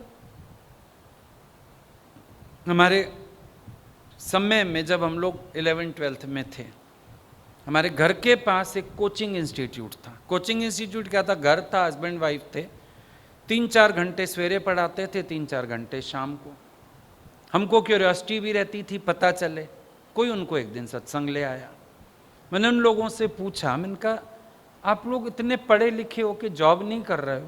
बोला भैया जॉब करते थे, थोड़ा घर लेना था, दिक्कत आ रही थी किश्तें उतारने की, सोचा शाम को 1 घंटा ट्यूशन पढ़ा लेते हैं। 2 बच्चों से शुरू किया, फिर 4 हो गए, 6 हो गए, फिर हमने दोनों ने 3-3 बांट लिए, फिर दोनों के पास 6-6 हो गए। फिर हमने धीरे धीरे सोचा छुट्टियां लेके कुछ करते हैं। 6 महीने की छुट्टी ले ली इसने, 6 महीने की मैंने ट्यूशन पढ़ानी शुरू की। बोला हमको लगा नौकरी में तो ऐसे बॉस की भी सुनते थे, तनख्वाह भी कम थी, यहाँ तो मज़ा है, और आधा साल छुट्टियाँ। दोनों रिज़ाइन करके अपना ट्यूशनों से काम चला लिया उन्होंने। 3-4 घंटे सुबह, 3-4 घंटे शाम। बोले जैसे डॉक्टर टाइम देता है बस उतना देते हैं। अब उनकी तो वहाँ से भी लॉटरी लग गई। एक हट क्यों लेके बैठे हो, बस इतना सही करूंगा, यही करूंगा, तब तक और हाथ पैर मारो। कुछ तो हाथ आएगा, कहीं से तो देना होगा परमात्मा को, वहीं से दे देगा। एटलीस्ट गलत तो सोचने से बचो। जितना खाली बैठोगे गलत सोचोगे, नेगेटिव सोचोगे, मरने मराने की सोचोगे, ये सब मत सोचो। बिजी रहो, इजी रहो। किसी भी अच्छी चीज में बिजी कर लो अपने को, काम चलाओ अपना, सब हो जाएगा। वैसा मिलना होगा वैसा मिल जाएगा, ऐसा मिलना होगा ऐसा मिल जाएगा। कौन बड़ी बात है? बड़ी बात तो नहीं। जहां से भगवान को देना है दे देगा। पर ये थोड़ी मतलब है खाली बैठ के हम नेगेटिव सोचें, खुद भी दुखी हों, घर वालों को भी दुखी करें। अब जब घर में कोई बच्चा मुंह बना के घूमेगा, परेशान रहेगा, टेंशन में तो घर वाले भी रहेंगे ना। नेगेटिव बातें करोगे सारा दिन उन लोगों का भी ख्याल चलेगा, हाय कुछ हो ना जाए, हाय कुछ हो ना जाए। तो इतना हाय तौबा क्यों मचानी है? रिलैक्सिंगली चलो, सब कुछ समय पर अपने आप बहुत अच्छा हो जाएगा, सब होगा। अब एक समय जरूरत पड़ी ना, वैष्णो माता जाते हो, वहां गर्भजून की गुफा है, 9 महीने तो माता को खुद भी छुप के बैठना पड़ा। उसके बाद भैरव का अंत हुआ। 9 महीने तप करके उन्होंने अपनी शक्ति बढ़ाई कि भैरव से भिड़ पाऊं। 9 महीने बाद बाहर आ गई। फिर क्या दिखाया उन्होंने कि हमने बैठ के इंतजार नहीं की, हमने उतनी देर में अपना तप बढ़ाया। तप बढ़ाया तो ताकत आ गई। सबको पता है वैष्णो माता के यहाँ गर्भजून की गुफा है, ऊपर भैरव मंदिर भी है। कहानी पढ़ो जाके। माता गर्भजून की गुफा में 9 महीना इसीलिए बैठी थी, अपनी शक्ति बढ़ा ली। 9 महीना तप किया वहां बैठ के, शक्ति बढ़ा ली। तुम बैठ के अपनी शक्ति बढ़ाओ, खाली मत बैठो, कुछ कुछ करते रहो, करते रहो। हम लोगों को गुरु ने ऐसी आदत डाली, हम खाली बैठ ही नहीं सकते। हमको कोई ना कोई काम चाहिए, नहीं तो हम ढूंढ लेते हैं। कुछ लिख लो, कुछ पढ़ लो, कुछ कर लो। खाली क्या करोगे बैठ के? खाली बैठने से हमेशा हमारे जो विचार हैं उनका फ्लो नीचे की तरफ जाता है। मन माना जो नीचाई की सोचता है, ऊंची तो सोच ही नहीं सकता है। पानी को ऊपर चढ़ाना हो मोटर लगानी पड़ती है, नीचे तो लुढ़का दो खड़े होके ऊपर एक सीढ़ी से, सारा पानी नीचे तक सीढ़ियां उतर आएगा अपने आप। मन माना गोइंग डाउनवर्ड्स, हमेशा नीचाई की बात आती है मन में, अच्छी बात नहीं आएगी। घर में कोई लेट हो जाए ना आने में, समझो किसी को देरी हो गई, तो क्या सोचते हैं? एक्सीडेंट ना हो गया हो, मर ना गया हो। ये नहीं सोचेंगे फ्रेंड के साथ पार्टी कर रहा होगा, ये नहीं सोचेंगे बर्गर खा रहा होगा। क्या सोचेंगे? एक्सीडेंट ना हो गया हो, खैर हो, खैर हो, खैर हो। अगला वहां मस्ती कर रहा, तुम टेंशन में। और अक्सर होता है ये, अक्सर आप जिन चीजों को लेके खराब सोचते हो वैसा होता कुछ नहीं। आज तक आपके मन ने कितनी चीजें आपको गलत दिखाई होंगी, नेगेटिव दिखाई होंगी, हुआ क्या? हुआ तो नहीं, लेकिन आपके मन ने आपको दिखा दिया, आपके मन ने आपको कमजोर बना दिया, आपके मन ने आपको अशांत कर दिया। क्यों सुनते हो? मन की इम्पोस्टर है, मन दिखा देता है बस, और कुछ नहीं होता। हमारा मन ही हमको ऐसे विचार दिखा देता है, हमारा मन ही हमको ऐसे कमजोर बना देता है, हमारा मन ही हमें ऐसे ऐसे ख्यालों का गुलाम कर देता है तो कुछ भी नहीं। विश्वास से चलना पड़ता है, हिम्मत से चलना पड़ता है। हिम्मतें मर्दा तमद दे खुदा। तुम हिम्मत रखो, भगवान की मदद मिलेगी तुम्हें। तुम हिम्मत ही ना रखोगे, भगवान किसकी मदद करें? तुम पहले ही क्विट कर दोगे। अभी हम सड़क पे देखते हैं किसी की गाड़ी रुक गई, चल नहीं रही, तो हम देखते हैं वो धक्का लगा रहा है, लगता है चलो हम भी हेल्प कर दें। पर अगला खुद ही गाड़ी बंद करके चला जाए तो हम क्या करें? हम काहे धक्का लगाएंगे? कई लोग करते हैं ना, गाड़ी लॉक करके वहीं छोड़ के चले जाते हैं, फिर कोई मदद नहीं करेगा। पर कोई बोनट खोल के खड़ा है, कुछ कर रहा है, पर पूछ लेते हैं हम हेल्प कर दें, कुछ दिक्कत है क्या? टायर क्यों नहीं बदल रहे हो? अरे आपको जैक चाहिए क्या? हमारे पास है, लो हमारा जैक लगा के तुम टायर बदल लो, फिर हम आगे बढ़ जाएंगे। पर वो व्यक्ति अपना गाड़ी छोड़ के चला गया, तो किसके सिर में दर्द है? अपना जैक लगा के उसका टायर बदलेगा। तो भगवान तो तब अपनी हेल्प ऑफर करें ना जब आप खुद अपनी मदद में लगे हो। आप तो छोड़ छाड़ के बैठ गए, तो भगवान को क्या तकलीफ उठानी है भाई? अगर आप तकलीफ नहीं करोगे, भगवान तकलीफ क्यों उठाएगा? और याद रखना, भगवान की शक्ति मिलती है, लेकिन ऐसा नहीं कि भगवान तुम्हारे खातिर अपने नेम कायदे बदल देगा, सृष्टि कायदे से चलेगी। क्योंकि ये भी पक्की बात है, एक चीज को कुछ देने में दूसरे का भी तो गलत हो सकती है, फिर तो गड़बड़ हो जाएगी। एक व्यक्ति मांग रहा है, समझो किसान है, भगवान खूब बारिश हो जाए, और कुम्हार कह रहा है भगवान बारिश ना हो, मेरे घड़े खूब बिके।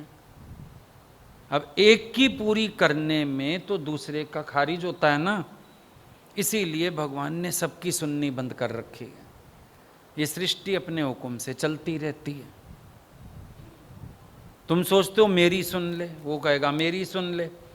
तुम सबकी सुनने लगा तो सृष्टि सारी खराब हो जाएगी। क्योंकि तुम तो ऐसे भी वहां देखो, लोग मंदिर में जाके जय बजरंग बली, तोड़ दुश्मन की नली। तुम तो ऐसे भी हो, दुश्मन की नली टूट जाए मतलब तू दुश्मन को मार दे, तो वो भी तो कह रहा होगा जय बजरंग बली, तोड़ दुश्मन की नली। किसकी नली तोड़े भगवान, बताओ? सहारा तो ऐसे अगर करने लगे तो धरती पे अराजकता कितनी हो जाए, मिक्सचर कितना हो जाए। तो परमात्मा ने एक कायदा सबके लिए रच छोड़ा है, जिसको गुरु नानक देव जी ने बोला, हुक्म में अंदर सबको, बाहर हुक्म नहीं कोए, नानक हुक्म में जे बुझे ताहों में कहे न कोए। बस हुक्म को समझ लो, विश्वास रख लो, भगवान को सरेंडर कर दो, छोड़ दो परमात्मा पर। हुक्म में सृष्टि चल रही है, चलने दो, बहुत अच्छी चल रही है। ईश्वर जो भी करता है अच्छा ही करता है। सबकी इच्छा एट ए टाइम कैसे पूरी हो जाए, तुम बताओ? अब एक नौकरी है और 500 लोग हैं उस नौकरी को पाने के लिए, इंटरव्यू देने के लिए। 500 के 500, कोई मंदिर होके आया, कोई मस्जिद होके आया, कोई चर्च होके आया, कोई घर में माला जप के आया, कोई गुरुओं का आशीर्वाद लेके आया। ऐसे तो कोई भी नहीं आया बैठा। अब भगवान किसकी साइड ले, बताओ? सारों की भक्ति एक से बढ़ के एक है।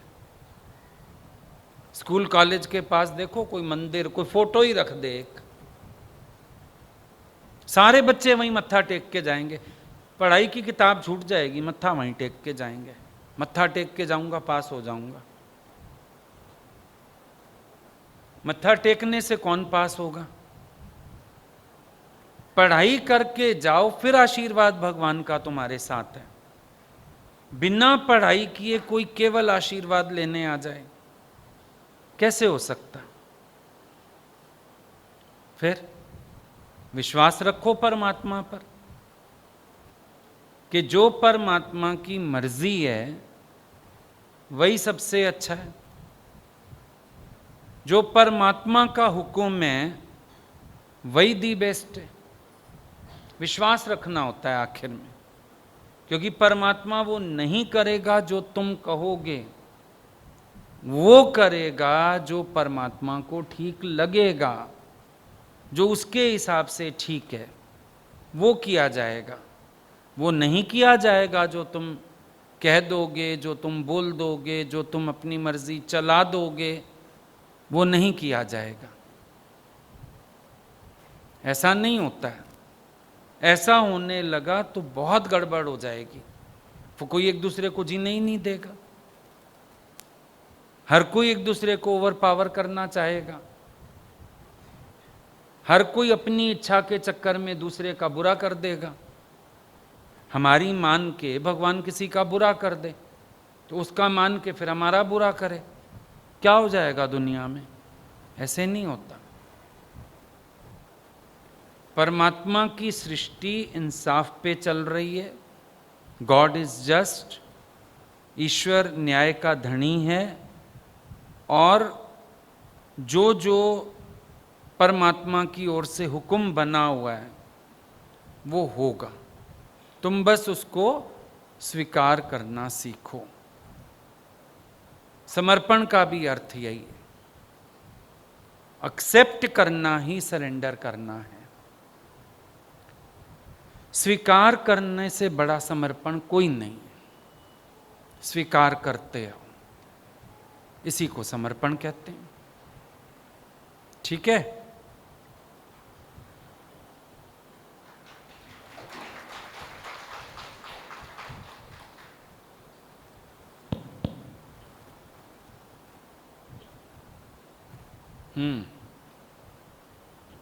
क्या समझ में आया ये बताओ, ताली मत बजाओ।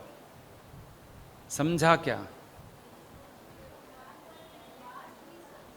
एक ये माइक पीछे दो इनको।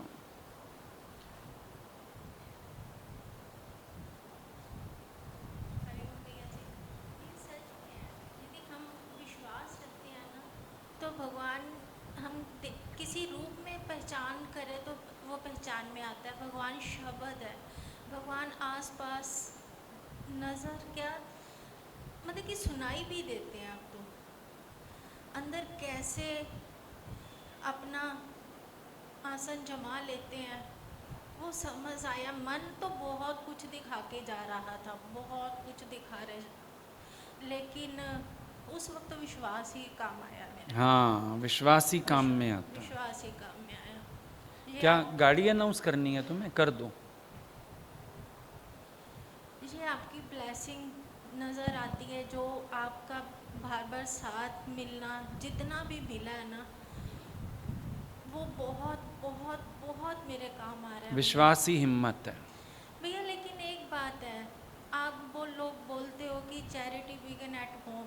यदि प्यार घर से ही नहीं मेरे शुरू हुआ तो मैं बाहर कैसे बांटूं? नहीं तो आप ये कैसे कह सकते हो आपने घर में प्यार नहीं किया? मैंने अभी बोला ना, करेले के पौधे को शहद से भी सींच लो, कड़वा तो रहेगा। अब कोई कबूल ही नहीं कर पाया तो इसमें आप क्या करोगे? किसी व्यक्ति की मंशाई गलत हो, सोची गलत हो। अब ऐसे तो कितने लोग यहाँ भी आते हैं, हम तो अपनी तरफ से प्यार देते हैं, लेकिन कोई समझ पाता है, कोई नहीं भी समझता। कोई सालों मेहनत लेके भी फिर गलत बोलने लगते हैं, तो उसमें तो हम कुछ नहीं कर सकते हैं ना।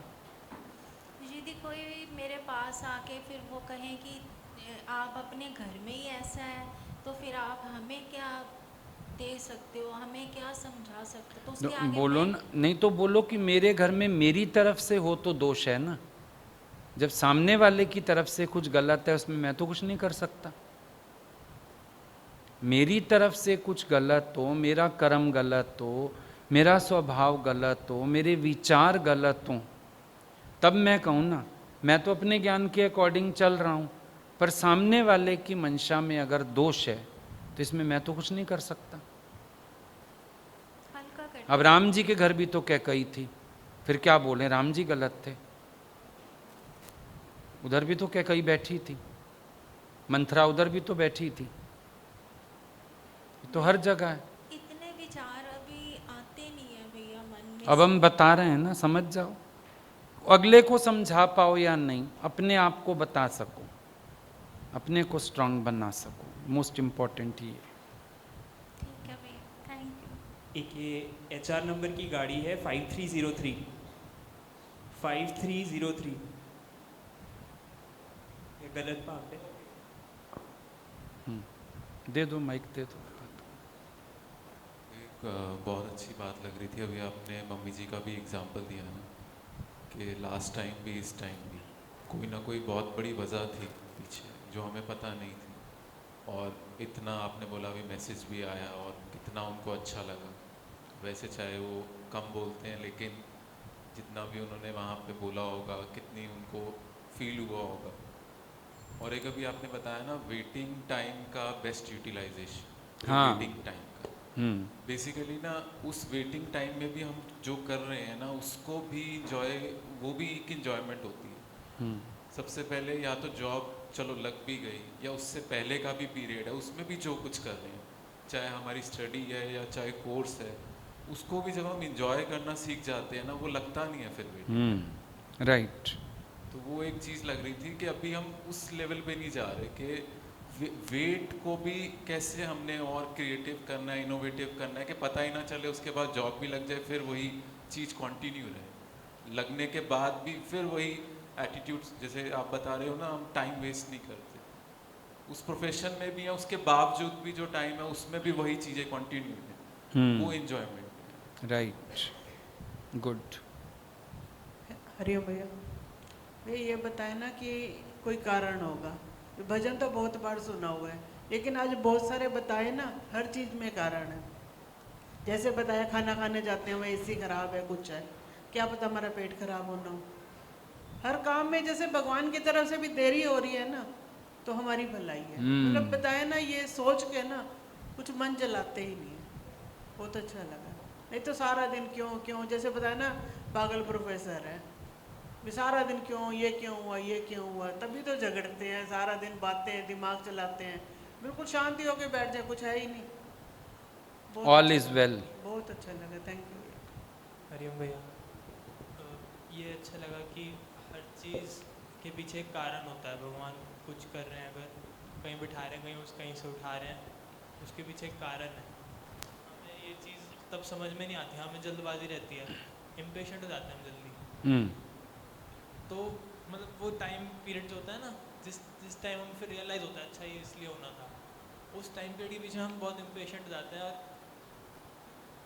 मैं सच बताऊँ, आपने बहुत उस टाइम मतलब संभाल लिया। और लेकिन ये भी है ना कि अब एक बार हम अपने एक्सपीरियंस से सीख गए कि मैं बिना मतलब ही इतना हलचल में आ रहा हूँ, जबकि फिर सब ठीक हो जाता है। तो वो अपने एक्सपीरियंस से सीख के आगे कभी कोई सिचुएशन आए तो हम पेशेंस ना खोएं। ये भी सीख लिया हमने अपने ही अनुभव से कि मैं ऐसे ही परेशान हो रहा था, आखिर सब ठीक हो गया। तो इम्पेशेंट नहीं होना है, आगे के लिए उस अनुभव को साथ रखो और फिर अपनी हिम्मत बनाए रखो, कमज़ोरी ना आए अंदर या विकल्प ना आए। कभी कभी फिर विकल्प आ जाता है, फिर वैसी सिचुएशन तो नहीं हो जाएगी, फिर मैं ऐसे तो नहीं वीक हो जाऊंगा। लेकिन हमने एक चीज़ से सीख लिया, अब हम क्यों होंगे ऐसे, हिम्मत बनी रहे अंदर। क्योंकि हम विश्वास करके नहीं चल पाते, हाँ। उसी की कमी रह जाती है। हरिओम भैया। भैया ये मन है ना, ये हमेशा डाउन ही करता था। जब से आपकी वाणी से अंकुश लगा ना, अब नेगेटिविटी की तरफ तो जाता ही नहीं। आज का सत्संग तो ऐसे लग रहा था जैसे हर चीज़ मतलब कि ज़िंदगी में परिवर्तन ही इसी वजह से आया जब से आपसे मिली। सबसे पहले परिवर्तन हुआ जो आज आपने बोला ना जीसस का। पहले मैं यही सोचती थी भगवान ने इतने कष्ट क्यों दिए, ऐसा क्यों हुआ, रोना। जब ये जो सत्संग पहली बार मैंने सुना था ना जीसस का, कि भगवान ने शायद सबसे ज़्यादा प्यारा बच्चा समझ कर दे दिया, यहाँ से मेरी ज़िंदगी का परिवर्तन शुरू हुआ। फिर उसके बाद जैसे जैसे अब आप कहते हो ना कि हम लोग हर देवी देवता को ही पूजते थे, कभी शिव को कभी माता को, ये एक रूप में आज मेरी ज़िंदगी में है कि एक रूप है भगवान का, मतलब अलग अलग नहीं है। मेरी मतलब पूरी लाइफ ही आपसे मिलने के बाद चेंज हो गई। Thank you.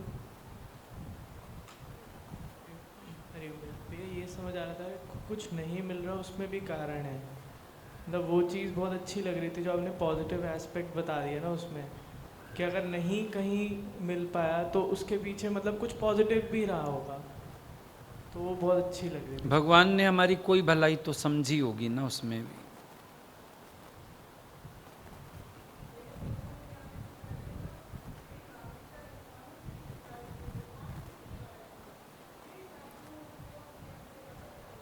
चलो अब खत्म हो गई ना, अब शुक्राने हैं ना, बस ठीक है।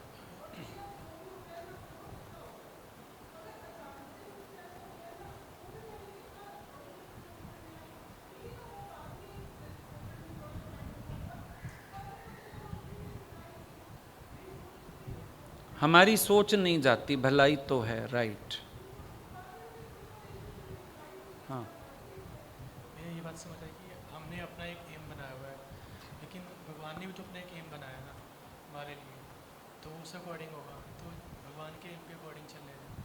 हमें जैसे बताया कि समर्पण का बताया, और एक रोल वाली बात बहुत अच्छी लगी कि भगवान ने हर एक का रोल डिसाइड किया हुआ है। और जो दृष्टांत था कीड़े वाला, वो भी बहुत समझ आया कि संत ने बारिश करा दी, तो समय से पहले अगर कुछ हो गया तो वो नुकसान ही हो गया। हाँ, कभी कभी मन गुरु से भी उम्मीद लगा लेता है ना, अच्छा आप तो कर सकते हैं, आप कर दीजिए, तो दोषी कौन बनेगा बाद में? वेटिंग में जो होता है ना, वेटिंग पीरियड को एंजॉय करना, देरी में भलाई है। देरी में भलाई है। माइक पीछे देना। हरिओम भैया जी, सत्संग के शुरू में जैसे आपने बताया कि 10 वस्तु ले पाछे पावे, एक वस्तु के कारण खोट गवावे। जैसे में भगवान सब 10 वस्तुएं सब देता है, हम उसका शुक्राना करते हैं। अगर एक नहीं देता तो हम अपना विश्वास खो देते हैं। हमें ऐसा नहीं करना। 10 चीज़ों को लेके तो ये सोचते हैं ना, ये हमारा पुरुषार्थ है, हम योग्य हैं। जो एक नहीं मिली, भगवान दोषी है उसके लिए, विश्वास गवा बैठते हैं। सृष्टि का कोई भी काम बिना कारण नहीं होता ही। अगर राम को वनवास मिला, वो भी बिना कारण नहीं मिला। हनुमान जी लंका में गए, बिना कारण नहीं गए जी, हैं? बिना कारण नहीं गए हनुमान जी लंका में। हाँ, तो हमारी झोलियाँ भरी हुई हैं, फिर भी हम हाथ फैलाए खड़े हो जाते हैं भगवान के आगे। अगर देना होता है वो घर बैठे भी दे जाते हैं। मिली तो रहा है, जब से पैदा हुए हो खा ही रहे हो। देंदा दे लेंदे थक पाए, जुगा जुगान्तर खाई खाए। जब से पैदा हुए हो इस धरती पर क्या नहीं मिला है? मिल ही मिल रहा है। हम बेसब्र फिर जाते तक भी इस शरीर को कपड़ा लकड़ी आग देता है भगवान, और क्या करें? मुए तक को प्रभ देता है कपड़ा लकड़ी आग। जीवित नर चिंता करे, वाक्य बड़े अभाग। मरने तक का तो इंतज़ाम हुआ है, अभी पता नहीं किस चीज़ की फिक्र करते हो, क्या सोचते हो, क्यों चिंताएं करते हो। छोड़ दो सब फिक्र। थैंक यू भैया। हाँ, सोचने वाले ने सोच दिया है, लिखने वाले ने लिख ही दिया है। सुन रे बंता तू क्यों सोचे। हरिओम भैया जी। भैया जी, आपके सत्संग को मैंने बहुत सुना है, आपकी वाणी कोई मिस नहीं करती। इतनी चेंज हुई है ना लाइफ कि कोई उलझन लगता है रह ही नहीं गई। जब भी लाइफ में कोई भी सिचुएशन आती है ना, आपकी वाणी से ही कि नहीं आपने ये बोला है। और अब सिर्फ एक प्रैक्टिस चलती है कि ना मैं हूँ ना मेरा है, और सब ब्रह्म स्वरूप है। इसी की प्रैक्टिस कर रही हूँ।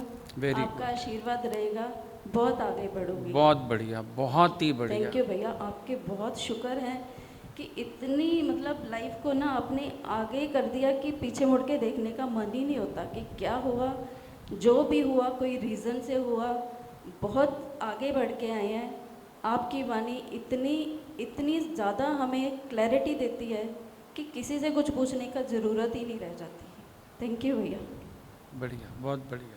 एक ये बात आज अपने लिए समझ आया ना कि कभी टाइम वेस्ट नहीं करना। ये जो मन होता है ना, ये हमेशा नीचे डाउनफॉल ही ले जाता है। जो थॉट्स लाएगा वो नेगेटिव ही लाएगा, खाली बैठे कभी पॉजिटिव नहीं लाएगा। चाहे कुछ भी कर लो, चाहे आपने बताया ना एक छोटा लेवल भी कर लो, बट खाली मत बैठो, कुछ ना कुछ पॉजिटिव बना रहेगा, नेगेटिव नहीं होगा। गति रहनी चाहिए जीवन में। जीवन में गतिहीनता खराब है, गति रहे। हरिओम भैया। भैया वैसे तो पूरा ही सत्संग बहुत ही अच्छा था, बहुत ही ज़्यादा प्रैक्टिकल था, पर एक चीज़ बहुत ही अच्छी लगी जब आपने ये बताया ना कि हम अक्सर भगवान से ये कह देते हैं कि भगवान मेरी क्या गलती है, मैंने क्या किया है। तो वाकई भगवान राम की भी तो कोई गलती नहीं थी। भगवान कृष्ण ने तो अभी अवतार भी नहीं लिया था, उससे पहले ही उसको मारने के लिए तैयार थे। तो मतलब अब तो ना सच में ये चीज़ बहुत पक्की हो गई है कि हर हरकत में बरकत है। Just sit back, relax and wait and watch कि क्या हो रहा है आपकी लाइफ में। थैंक यू भैया।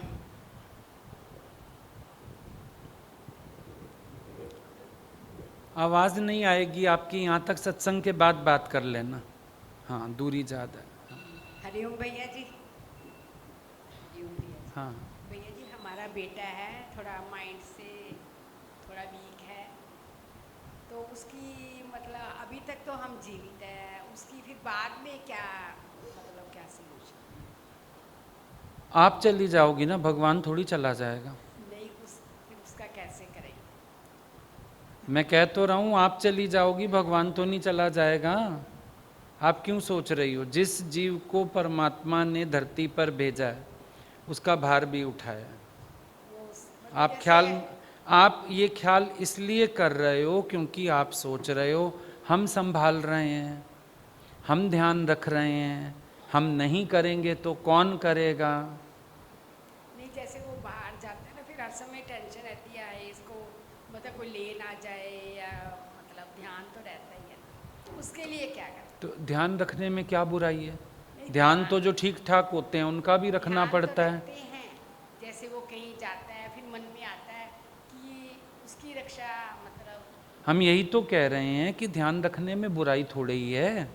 अगर हमें पता है एक बच्चा असमर्थ है तो ध्यान रखने में हर्जी क्या है? नहीं, जैसे भी कोई ले ना जाए या कुछ, मतलब ऐसे डर भी लगता आप क्या समझ के मेरे से बात कर रही हैं? मैं कोई ताबीज़ दे दूं, कोई मंत्र दे दूं? मतलब ये नहीं, हाँ, मेरे कहने का मतलब कि उसकी सुरक्षा किस में है? तो आपको ईश्वर ने उसकी सुरक्षा के लिए दी है ना बुद्धि और सामर्थ्य, तो करिए। आपके रूप में बैठ के भगवान ही उसकी संभाल कर रहा है, और जब आप असमर्थ हो जाएंगी कोई ना कोई खड़ा हो जाएगा उसके लिए। विश्वास रख के चलो। ये कर्ता भाव आपके अंदर प्रश्न उठाता है। इनसिक्योरिटी इंसान को हमेशा तभी आती है जब वो अपने आप को कर्ता भोक्ता जानता है, जब वो ये समझ जाता है करन करावन आपे आप, तो इस तरह की इनसिक्योरिटीज माइंड से निकल जाती हैं। जैसे वो बार बार, जैसे आप बोल रहे थे ना शादी के लिए, जैसे वो बार बार बोलता है मुझे पत्नी चाहिए, मुझे ये चाहिए, हाँ, तो उसके लिए उसको कैसे कोई बात नहीं, प्यार से बोलो, बोलो हाँ कराएंगे ना, दिलाएंगे, हाँ देख रहे हैं कोई अच्छी मिलेगी कर देंगे। वह प्यार से बहलाते जाओ। जब एक व्यक्ति दिमाग से असमर्थ है उससे खिजना विक्षेपता में आना कोई यूज नहीं है। प्यार से हाँ हाँ करके टाइम पार करते जाओ, और फिर एक समय भगवान ही उसके अंदर धीरज बन के भी बैठेगा। आप कोई ख्याल मत करो।